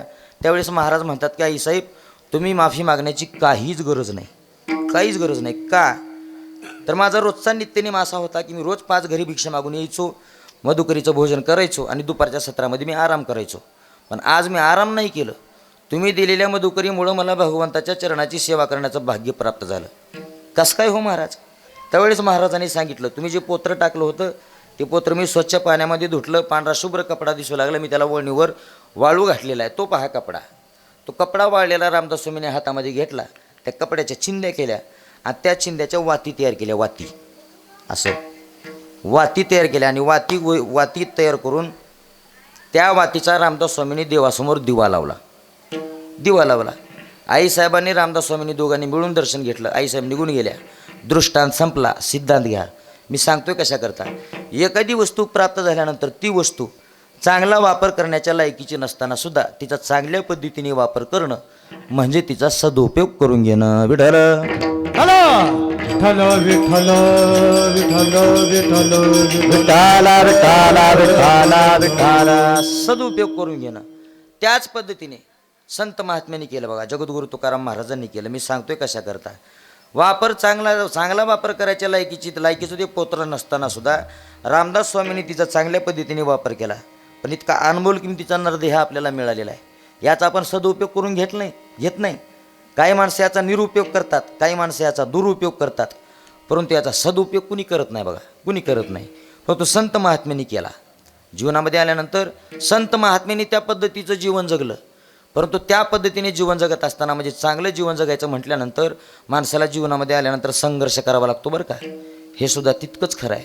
संघर्ष करावा लागतो माणसाला. जगद्गुरु तुकाराम महाराजांनी सुद्धा जीवनामध्ये संघर्ष केला. देवप्राप्ती करून घ्यायची म्हटल्यानंतर, संत प्राप्ती करून घ्यायची म्हटल्यानंतर जीवनामध्ये आल्यानंतर माणसाला संघर्ष करावा लागतो. आता संघर्षाचे सुद्धा शास्त्रामध्ये 2 प्रकार सांगितलेले आहेत. पहिला संघर्ष आहे संसारातला संघर्ष आणि दुसरा संघर्ष आहे परमार्थातला संघर्ष. आता संसारातला संघर्ष सांगावा इतका काही मी मोठा माणूस नाही आणि मला त्याच्यातला काय अनुभवही नाही. कारण माझा आणि झालंच नाही हो, झालं नाही. संसारातला काय अनुभव नाही मला. माझ्यापेक्षा तुम्हाला कितीतरी अनुभव आहे संसारातला. संसारामध्ये माणसाला किती संघर्ष करावा लागतो.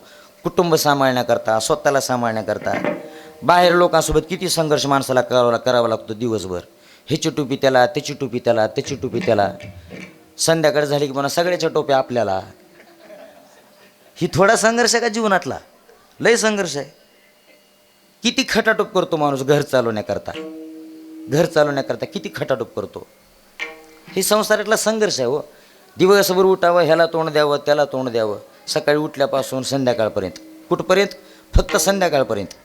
एकदा संध्याकाळ झाली, खाऊन पिऊन माणूस बाजावर झोपला की माणसाच्या जीवनातला संघर्ष संपला हो. सांसारिक माणसाच्या जीवनातला संघर्ष संपला. दिवसभर किती बी तोंड दिल माणूस कोणाला बी, पण फक्त दिवसा. एकदा संध्याकाळ झाली की त्याच्या जीवनातला संघर्ष संपला. म्हणजे सांसारिक माणसाच्या जीवनातला संघर्ष हा फक्त दिवसापुरता मर्यादित आहे. आणि परमार्थाचा विचार केला तर रात्रंदिवस आम्हा युद्धाचा प्रसंग रात्रंदिवस आम्हा दिवस आम्हा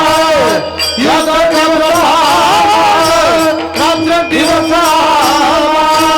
युद्धाचा प्रसंग रात्र दिवस रात्रंदिवस आम्हा रात्रंदिवस आम्हा युद्धाचा प्रसंग रात्रंदिवस आम्हा रात्र दिवस रात्र दिवस युद्धाचा प्रसंग रात्र दिवस अंतर्बाह्य जग आणि मन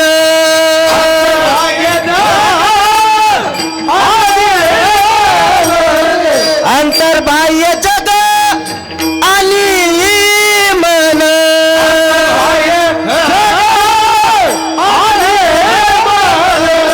जीवाही अगोज जीवाही अगोज पडती आघात जीवाही अगोज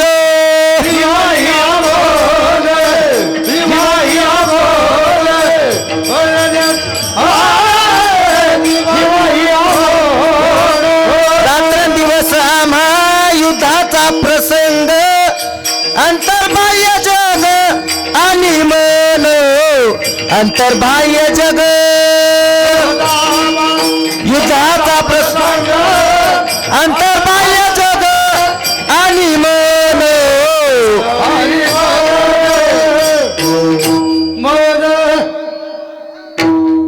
रात्रंदिवस आम्हा युद्धाचा प्रसंग अंतर्बाह्य जग आणि मन तुकोबा नाही म्हणतात बाबा संसारातला संघर्ष फक्त दिवसापुरत्या मर्यादित आहे परंतु परमार्थामध्ये राहून आम्हाला रात्रंदिवस संघर्ष करावा लागला रात्रंदिवस संघर्ष करावा लागला रात्रंदिवस संघर्ष केला म्हणजे तुकोबार यांनी कुणासोबत संघर्ष केला हो तुकोबार यांनी दिवसभर संघर्ष करावा समाजासोबत आणि रातभर संघर्ष करावा स्वतःच्या इंद्रियासोबत दिवसभर लोकांना तोंड द्यावं मंदिराकडे चाललं लोकांनी जाऊ द्यायचं नाही हो तुकोबार यांना मंबाजी बुवाने काठीने मारलं एवढ्यावरच नाही तुकाराम महाराजांच्या वह्या इंद्रायणीमध्ये बुडवण्यात आल्या हा संघर्ष आहे तुकोबार यांच्या जीवनातला परमार्थिक संघर्ष आहे परमार्थिक संघर्ष आणि रात्र झाली बाजावर अंग टाकून दिलं मग स्वतःच्या इंद्रियासोबत संघर्ष करावा आता स्वतःच्या इंद्रियाला भगवंताच्या नामाची चटक लावून देणं म्हणजे काय सोपी गोष्ट आहे का हो सोपी गोष्ट आहे गुरुजी सोपी गोष्ट नाही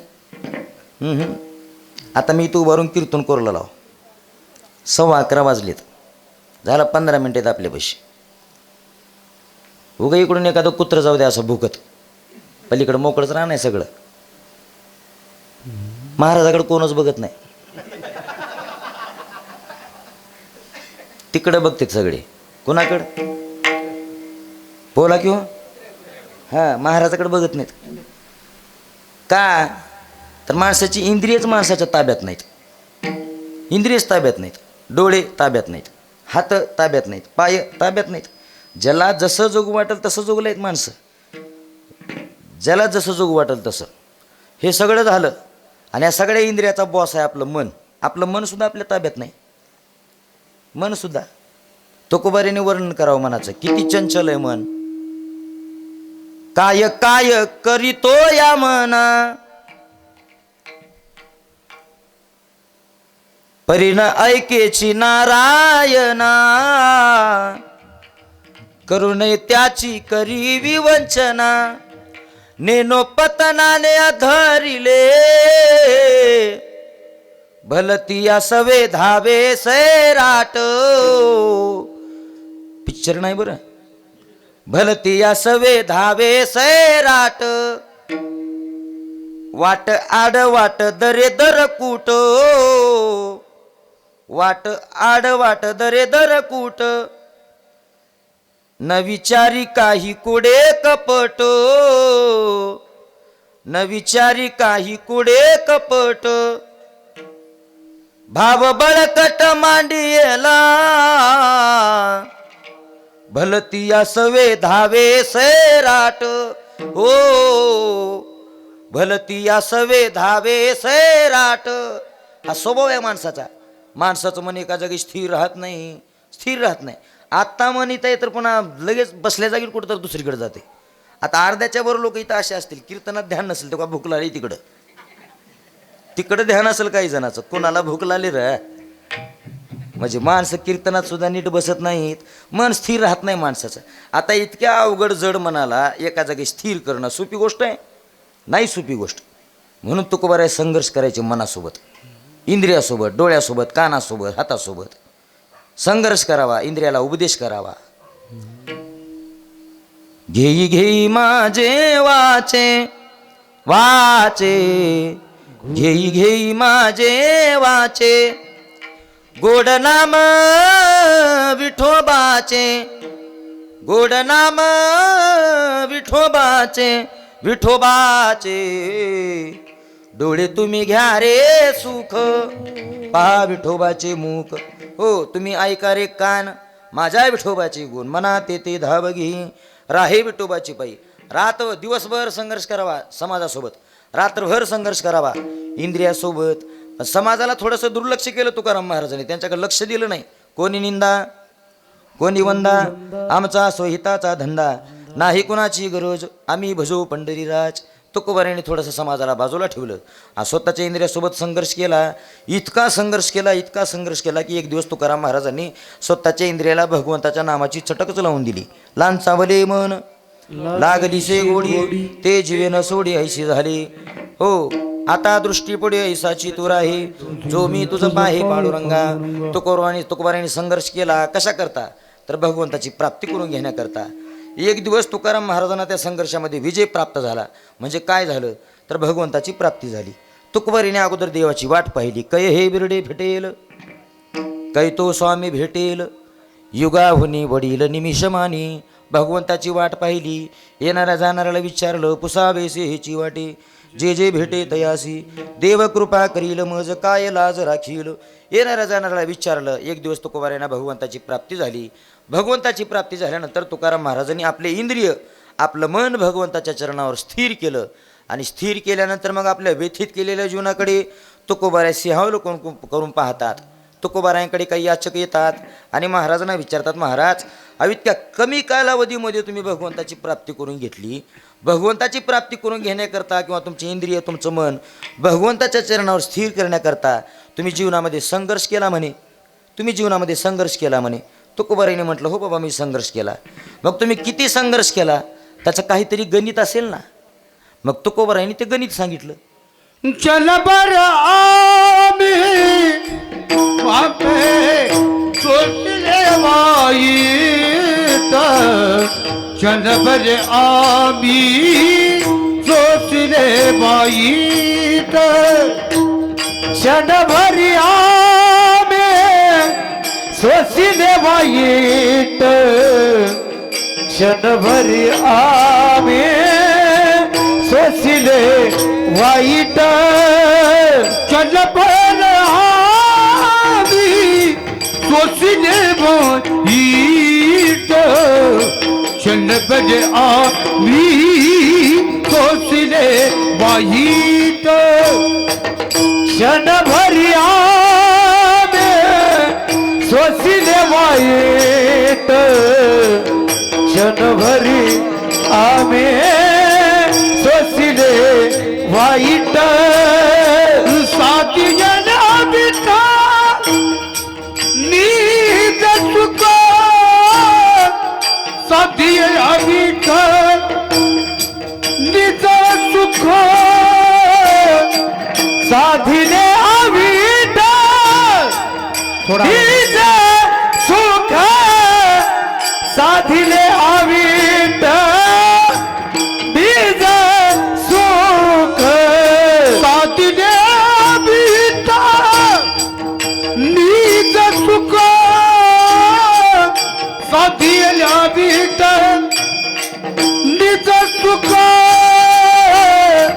साधीने अभिठ निज सुख, साधीने अभिठ निज सुख. मांडी मांडी मागे केला घाबर रे, दांडी मांडी मागे गेल्या बरोबर, साडी मांडी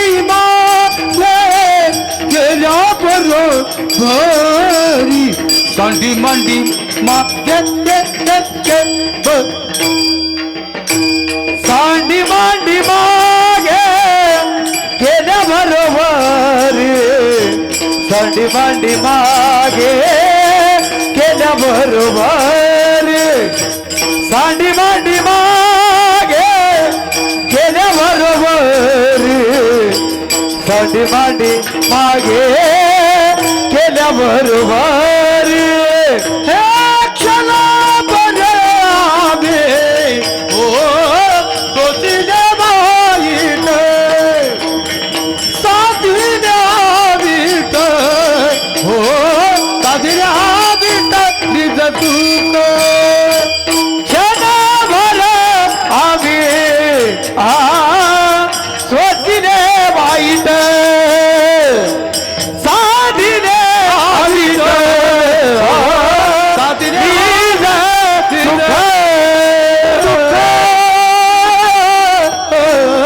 क्षणभरी आम्ही सोसिले वाईट साधिले अवीट निज सुग. तुकोबारायांना विचारलं महाराज, तुमची इंद्रिय तुमचं मन तुम्ही भगवंताच्या चरणावर स्थिर करण्याकरता किंवा त्या भगवंताची प्राप्ती करून घेण्याकरता तुम्ही संघर्ष केला. मग त्या संघर्षाचं काहीतरी गणित असेल ना, नेमकं तुम्ही किती संघर्ष केला. त्यावेळेस तुकोबारायांनी सांगितलं, किती सोसला आम्ही. क्षणभरी आम्ही सोसिले वाईट साधिले अवीट निज सुख. क्षणभरी आम्ही सोसिले वाईट म्हटल्यानंतर ते याचक थोडंसं वेगळ्या नजरेने महाराजांकडे पाहू लागले. महाराजांना म्हणतात, महाराज अब काय बोलताय तुम्ही. तुमच्या पूर्ण जे आयुष्याचा तुमच्या जीवनचरित्राचा विचार केला तर गाथ्याचं म्हणजे गाथा वाचत असताना किंवा गाथ्याचं पारायण करत असताना आमच्या निदर्शनास येतं काय संघर्ष केलेला आहे तुम्ही तुमच्या जीवनामध्ये. किती संघर्ष केलेला आहे. तुमचं पूर्ण आयुष्य संघर्षमय आहे. संसारातला वेगळा संघर्ष, समाजासोबत केलेला वेगळा संघर्ष, स्वतःच्या इंद्रियासोबत केलेला वेगळा संघर्ष, आणि त्या संघर्षाचं गणित सांगत असताना तुम्ही आम्हाला किती सांगताय. क्षणभरी आम्ही सोसिले वाईट. असं कसं शक्य आहे महाराज, असं कसं शक्य आहे. ते आपल्याच्यानं शक्य नाही हो, त्यांच्यानं शक्य आहे. ते त्यांच्याच्यानं काहीही शक्य आहे, आपल्याच्यानं होत नाही ते करणं. त्यांनी ज्या पद्धतीने केलं, जे केलं ते करणं आपल्याच्यानं होत नाही. संघर्ष केला त्यांनी जीवनामध्ये, संघर्ष केला, परंतु कुठपर्यंत. जोपर्यंत भगवंताचा साक्षात्कार होत नाही, आपले इंद्रिय आपलं मन भगवंताच्या चरणावर स्थिर होत नाही, तोपर्यंत संघर्ष केला. भरपूर संघर्ष केला संघर्ष. पण तो संघर्ष वाटत नाही संत महात्म्यांना.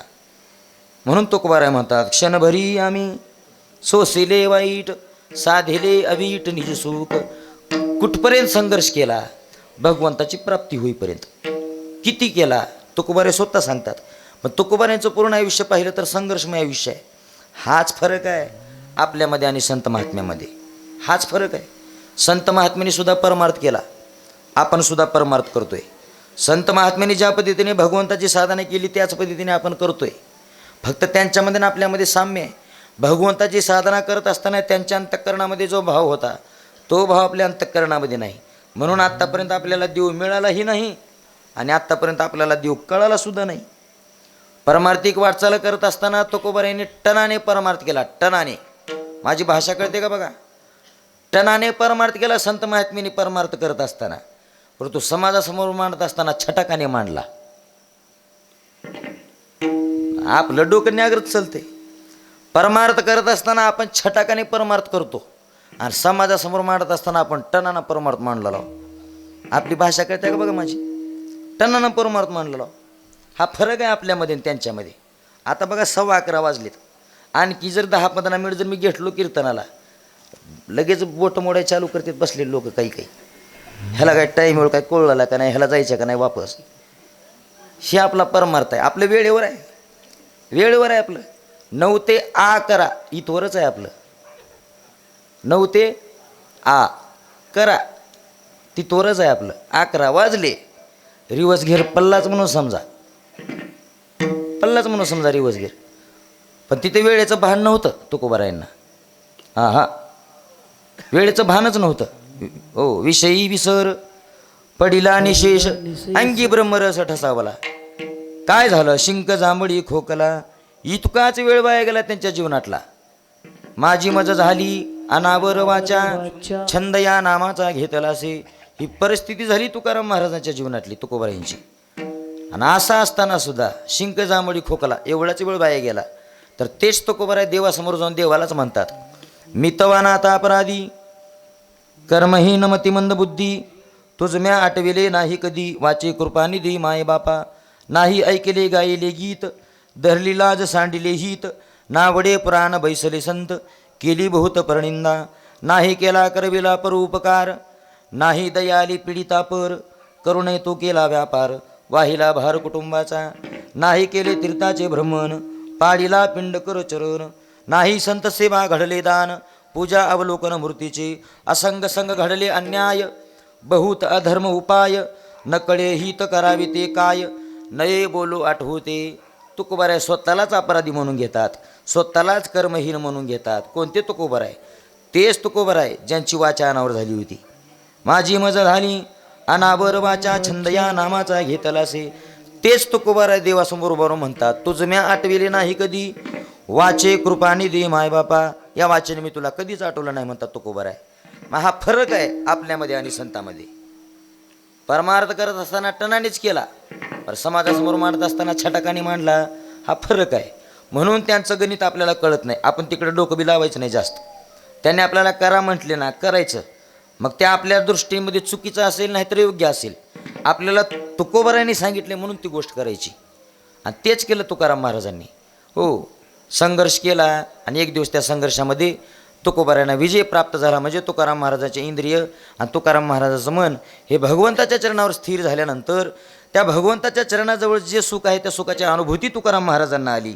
आणि त्या सुखाची अनुभूती आल्यानंतर तुकोबारांना हे झालेलं सगळं दुःख त्या सुखासमोर क्षणभरच वाटू लागलं. क्षणभरी आम्ही सोसिले वाईट, साधिले अवीट निज सुख.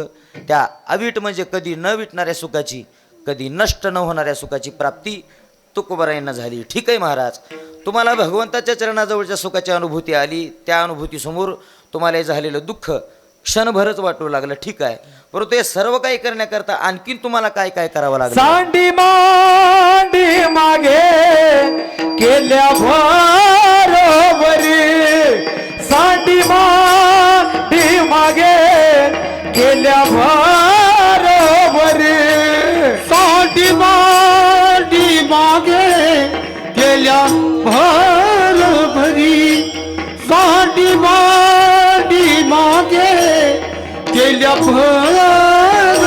भरी, अधिकाची परी दुःखाची, अधिकाची परी दुःखाची, सांडी मांडी मागे केल्या बरोबरी, सांडी मांडी मागे केल्या बरोबरी, अधिकाची परी दुःखाची, अधिकाची परी दुःखाची, सांडी मांडी मागे केल्या बरोबरी, सांडी मांडी मागे केल्या बरोबरी, सांडी मांडी मागे केल्या बरोबरी, अधिकाची परी दुःखाची, अधिकाची परी दुःखाची, अधिकाची परी दुःखाची, सांडी मांडी मागे गेल्या बरोबरी, अधिकाची परी दुःखाची, अधिकाची परी दुःखाची, अधिकाची परी दुःखाची, विठोबार खुमाई, विठोबार खुमाई, विठोबार खुमाई, विठोबार खुमाई, विठोबार खुमाई, विठोबार खुमाई, विठोबार खुमाई, विठोबार खुमाई.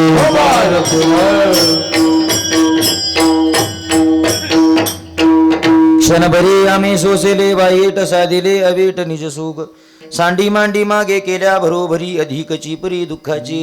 तुकाराम महाराजांना स्वतःची इंद्रिय, स्वतःचं मन भगवंताच्या चरणावर स्थिर करण्याकरता जीवनामध्ये संघर्ष करावा लागला.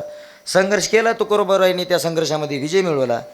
आणि त्या साध्यापर्यंत पोहोचण्याकरता जगद्गुरू तुकाराम महाराजांना जीवनामध्ये आल्यानंतर काही गोष्टीची सांडी करावी लागली आणि काही गोष्टीची मांडी करावी लागली.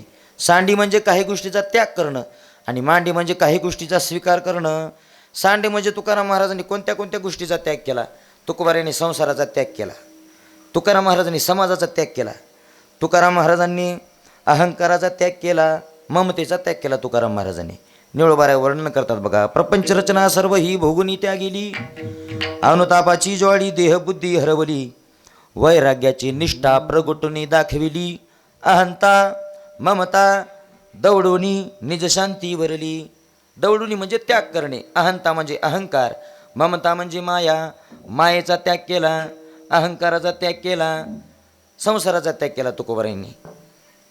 मग स्वीकार कोणत्या गोष्टीचा केला तर निजशांती वरली, निजशांतीला जवळ केलं, आणखीन मुक्तीला जवळ केलं. तुकोबाराय वर्णन करतात. तुका म्हणे मुक्ती परलेली नोवरी, आता दिवसचारी खेळीमळी. दयेला जवळ केलं, क्षमेला जवळ केलं आणि शांतीला जवळ केलं. का केलं तर दया क्षमा शांती तेथे देवाची वसती.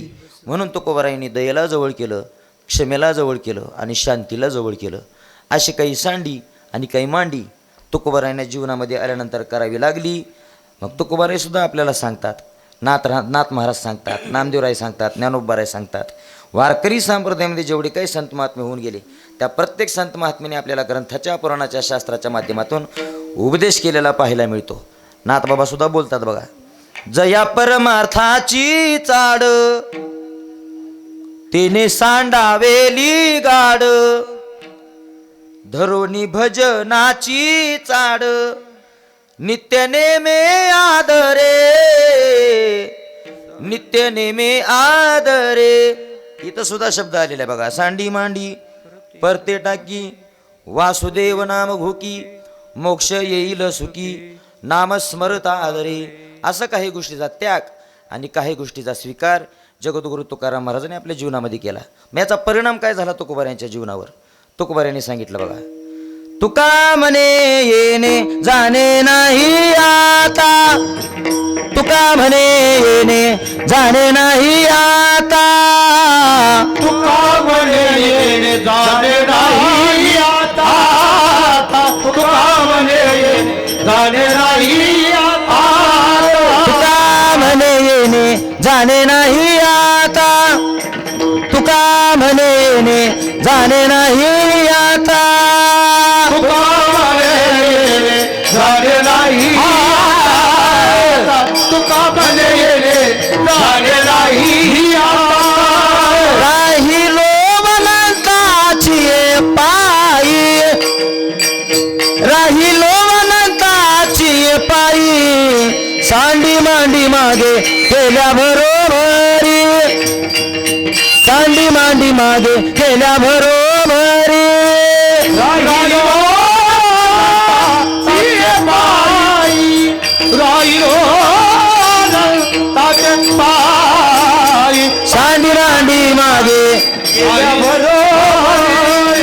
साडी मांडी गेल्या हे अधिकची परी दुःखाची. ठीक आहे ठीक आहे. हा, हे अधिकची परी, हे अधिकची परी दुःखाची, हे अधिकची परी, हे दुःखाची, हे अधिकची परी दुःखाची, हे अधिकची परी,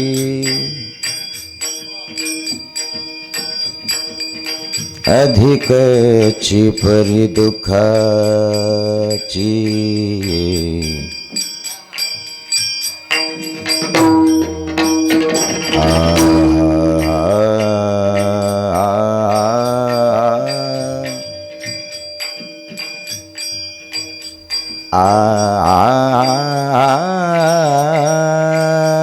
अधिकची परी दुःखाची, अधिकची परी दुःखाची, अधिकची परी दुःखाची. आ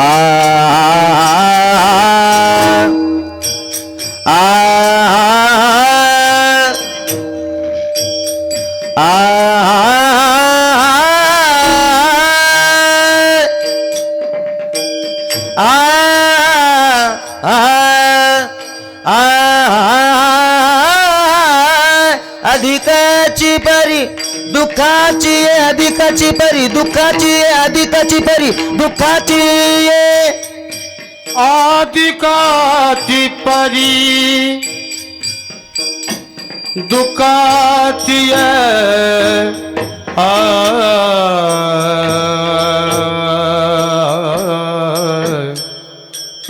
दुःखाची दुःखाची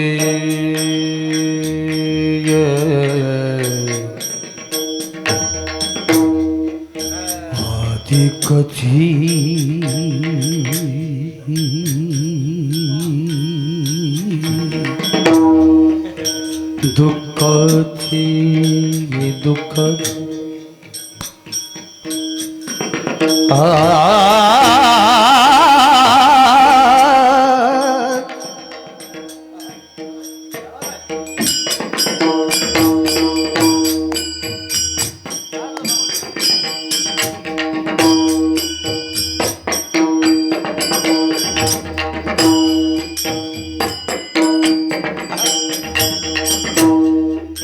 आदिकाची परी दुःखाची ये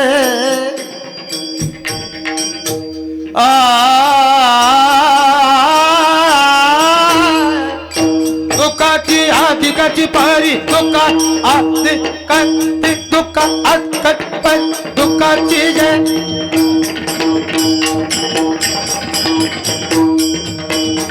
थोडा विकू द्या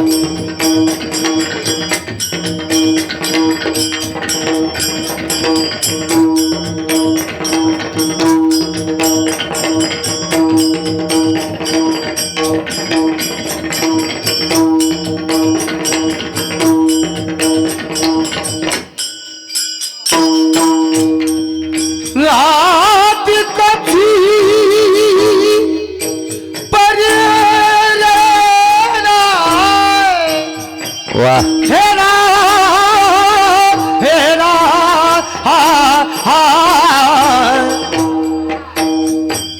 हा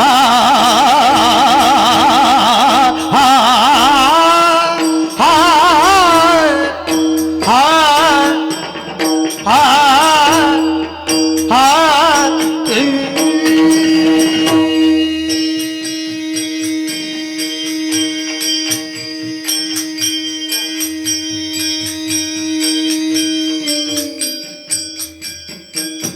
दुःखाची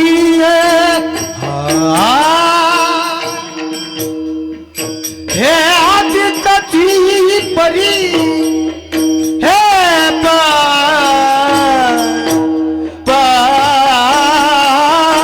दुःखाची परी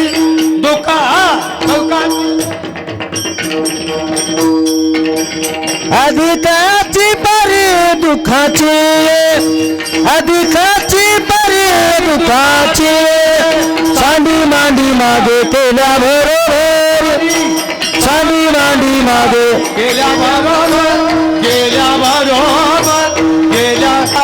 ज्ञानेश्वर माऊली ज्ञानराज माऊली तुकाराम महाराज ज्ञानेश्वर माऊली ज्ञानराज माऊली तुकाराम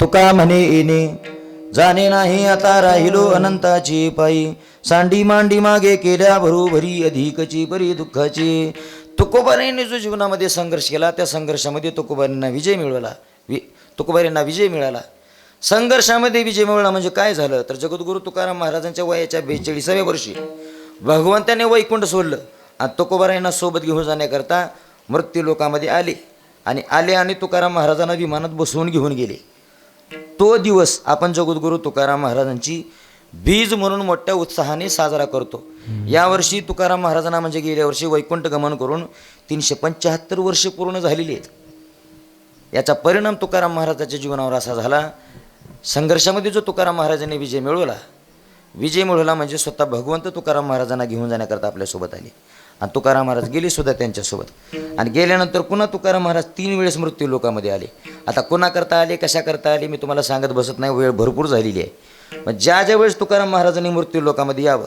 त्या त्यावेळेस समाजाने तुकाराम महाराजांना विचारावं, का हो महाराज, तुम्ही मृत्यूलोक सोडून वैकुंठामध्ये येलो, तुम्हाला करमूल आले का तिथं? तुम्हाला आमची आठवण येत नाही का? आता तुम्हाला मृत्यूलोकामध्ये पुन्हा यायचं नाही का? जगद्गुरू तुकाराम महाराजांनी सांगावं, बाबा आता मला जन्माला यायचं सुद्धा नाही आणि जन्माला येऊन परत परत कधी मरायचं सुद्धा नाही, कारण मी आता माझ्या माहेरी गेलेलो आहे. आलो निजाच्या माहेरा, भेटे रुक्माईच्या वरा, हो चरणी स्थिरावले मन, रूपी जडले रे लोचन, देहभाव हरपला तुझं पाहता विठ्ठला. अशी परिस्थिती तुकाराम महाराजाच्या जीवनामध्ये प्राप्त झालेली आहे. किती वेळा जन्मा यावे नित्य व्हावे फजित, म्हणून तुकाराम महाराज म्हणतात, बाबा आता परत परत मला मृत्यू लोकामध्ये जन्माला यायचं नाही आणि परत परत मरायचं सुद्धा नाही. आता मी माझ्या माहेरी आलेलो आहे म्हणजे जगद्गुरू तुकाराम महाराजांनी सांगावं, माझी इंद्रिय माझं मन हे भगवंताच्या चरणावर स्थिर झालेलं आहे, म्हणून आता मला भगवंताच्या चरणापासून लांबही जायचं नाही आणि लांब जाऊन पुन्हा परत यायचं नाही. का तर मला आता भगवंताच्या चरणावर स्थिर व्हायचे. म्हणून तुकाराम महाराज म्हणतात, तुका म्हणे येणे जाणे नाही आता, राहिलो अनंताची पायी, सांडी मांडी मागे केल्या भरोभरी, अधिकची परी दुःखाची झालेली सेवा. सद्गुरूंच्या चरणी तुम्हा सर्व मायबाबांच्या चरणी सेवा समर्पित करतो. 11:30 वाजलेले आहेत, माझ्याकडून अर्धा तास उशीर झाला सोडायला. तुमच्या झोपीचा अर्धा तास घेतला आहे मी, माफ करा मला. तसं पाहिलं तर 9 ते 11 टायमिंग होती कीर्तनाची, पण मला सुद्धा उभारायला 9:30 वाजलीच होती. त्याच्यामध्ये चाल म्हणा, चांगली चांगली कलाकार आलेली आहेत कीर्तनाला, प्रत्येकाला संधी मिळावी लागते. मग प्रत्येकाने संधी घेतली, त्याच्यामुळे थोडासा वेळ झाला मला. असं काही हरकत नाही, कारण 9:30ला सुरू झाले म्हटल्यानंतर 11:30ला सोडलं पाहिजे, कारण महाराजाला 2 तास दिलेले राहतात. लवकर सोडावं तरी 1 आणि नाही सोडावं तरी 1. लवकर सोडावं तर लोक म्हणतात महाराजाला आणि अर्धा तास घ्यायला नाही गेलं का. हां हां, आणि उशीर केला तर महाराजाला उद्या कुठं नाही काही, असंही बोलतात लोक. दोन्हीकडून बी पुंगी वाजवतात लोक, ध्यानात राहू द्या. दोन्हीकडून बी हां, कोणाची बी वाजवतात हो, तसं आहे. पण असं काही हरकत नाही. थोडासा 1 दिवसाचा कार्यक्रम म्हटल्यानंतर सुरू करायला वगैरे उशीर होतो. माझ्याकडून सुद्धा थोडा उशीर झाला, थोडा नाही तब्बल अर्धा तास उशीर झालेला आहे. माफी मागतो सर्वांच्या चरणावर सेवा समर्पित करतो. आणि जाता जाता तुम्हाला एकच उपदेश करतो. जीवनामध्ये आल्यानंतर एक गोष्ट लक्षात घ्या, जगद्गुरू तुकाराम महाराजाच्या जीवनामध्ये फक्त 2 इच्छा होत्या. पहिली इच्छा देव भेटावा आणि दुसरी इच्छा संत भेटावे. जगद्गुरू तुकाराम महाराजांनी एक दिवस देवसुद्धा भेटला आणि एक दिवस संतसुद्धा भेटले. जगद्गुरू तुकाराम महाराजांनी जीवनामध्ये आल्यानंतर चांगल्या माणसाची वाट पाहिली, बघा वाट पाहिली, संत महात्म्याची वाट पाहिली तुकोबारायांनी. ज्या वाटेवर उभारून तुकाराम महाराजांनी संतांची आणि देवाची वाट बघावी, त्याच वाटेवर उभारून, म्हणजे ज्या वाटेवर तुकाराम महाराजांनी उभारून भगवंताची संत महात्म्याची वाट पाहावी, त्याच वाटेने देवाने यावं, त्याच वाटेने संत महात्म्यांनी यावं आणि तुकोबारायांना दर्शन द्यावं. म्हणून तुम्हाला एक विनंती आहे माझी, ज्या वाटेवर उभारून संत महात्म्यांनी देवाची आणि संतांची वाट पाहिली जगद्गुरू तुकाराम महाराजांनी, आपण सुद्धा त्याच वाटेवर उभारून भगवंताची आणि संत महात्म्याची वाट पाहिली पाहिजे. ती वाट सोडून जर आपण दुसऱ्या वाटेला गेलो ना, तर आपली वाट लागल्याशिवाय राहणार नाही. एक लक्षात घ्या, जसं जगद्गुरू तुकाराम महाराजाचा जीव कसा विसवत होता की माझ्या जीवनामध्ये मला चांगल्या माणसाची प्राप्ती व्हावी, चांगल्या माणसाची संगत मला माझ्या जीवनामध्ये प्राप्त व्हावी, ही तळमळ जी तुकाराम महाराजांच्या अंतःकरणामध्ये होती, ती तळमळ आपल्यासुद्धा अंतःकरणामध्ये असली पाहिजे. मित्र भरपूर भेटतील हो आपल्याला, 10 नेणारे 12 नेणारे मित्र आपल्याला भरपूर भेटतील. पण रोज सकाळी उठून खांद्यावर हात टाकून चल रे आपण आपल्या ग्रामदैवताकडे जाऊ, आपण हनुमंतरायांच्या दर्शनाकरता जाऊ, पंढरीनाथाच्या दर्शनाकरता जाऊ, असं म्हणणारे मित्र फार कमी आहेत बरं का जगाच्या पाठीवर. आणि अशाच मित्राची वाट पहा, जो मित्र खांद्यावर हात टाकून आपल्याला आळंदीला घेऊन जाईल, आपल्याला पंढरपूरला घेऊन जाईल, आपल्याला देहूला घेऊन जाईल. जीवनामध्ये आल्यानंतर अशाच मित्राची वाट बघा, नाहीतर आपली वाट लावणारे पावली पावली गाठ पडतात आपल्याला. कमीत का वाट लावणारे आयुष्यामध्ये 10 नेणारे सुद्धा तेच असतात, 12 नेणारे सुद्धा तेच असतात. बिल द्यायची वेळ आली की सगळे साईड देतात आणि ह्याला पुढी करतात. ही बी जाते कॉलर टाईट करून कुठपर्यंत, जोपर्यंत 2-4 एकर हा बापदादीची नावावर तोपर्यंत. एकदा तिचा फुकून बाजार केला झालं, पुन्हा ही बी नागवून ती बी नागवे. म्हणून विनंती आहे, जीवनामध्ये चांगला मित्र भेटावं, चांगल्या माणसाची वाट पहा तुम्ही जीवनामध्ये आणि चांगले मित्र करण्याचा प्रयत्न करा. एवढाच एक संदेश, आदेश, उपदेश आजच्या सेवेच्या माध्यमातून करतो आणि या ठिकाणी थांबतो. तुकाराम तुकाराम तुकाराम तुकाराम तुकाराम तुकाराम तुकाराम बोला पुंडलिक वरदारी विठ्ठल श्री ज्ञानदेव तुकाराम. तुकाराम तुकाराम तुकाराम तुकाराम तुकाराम तुकाराम तुकाराम विठ्ठल जय जय विठ्ठल विठ्ठल जी बोला पुंडलिक वरदारी विठ्ठल श्री ज्ञानदेव तुकाराम बोला पुंडलिक श्री ज्ञानदेव तुकाराम विठ्ठल जी विठ्ठल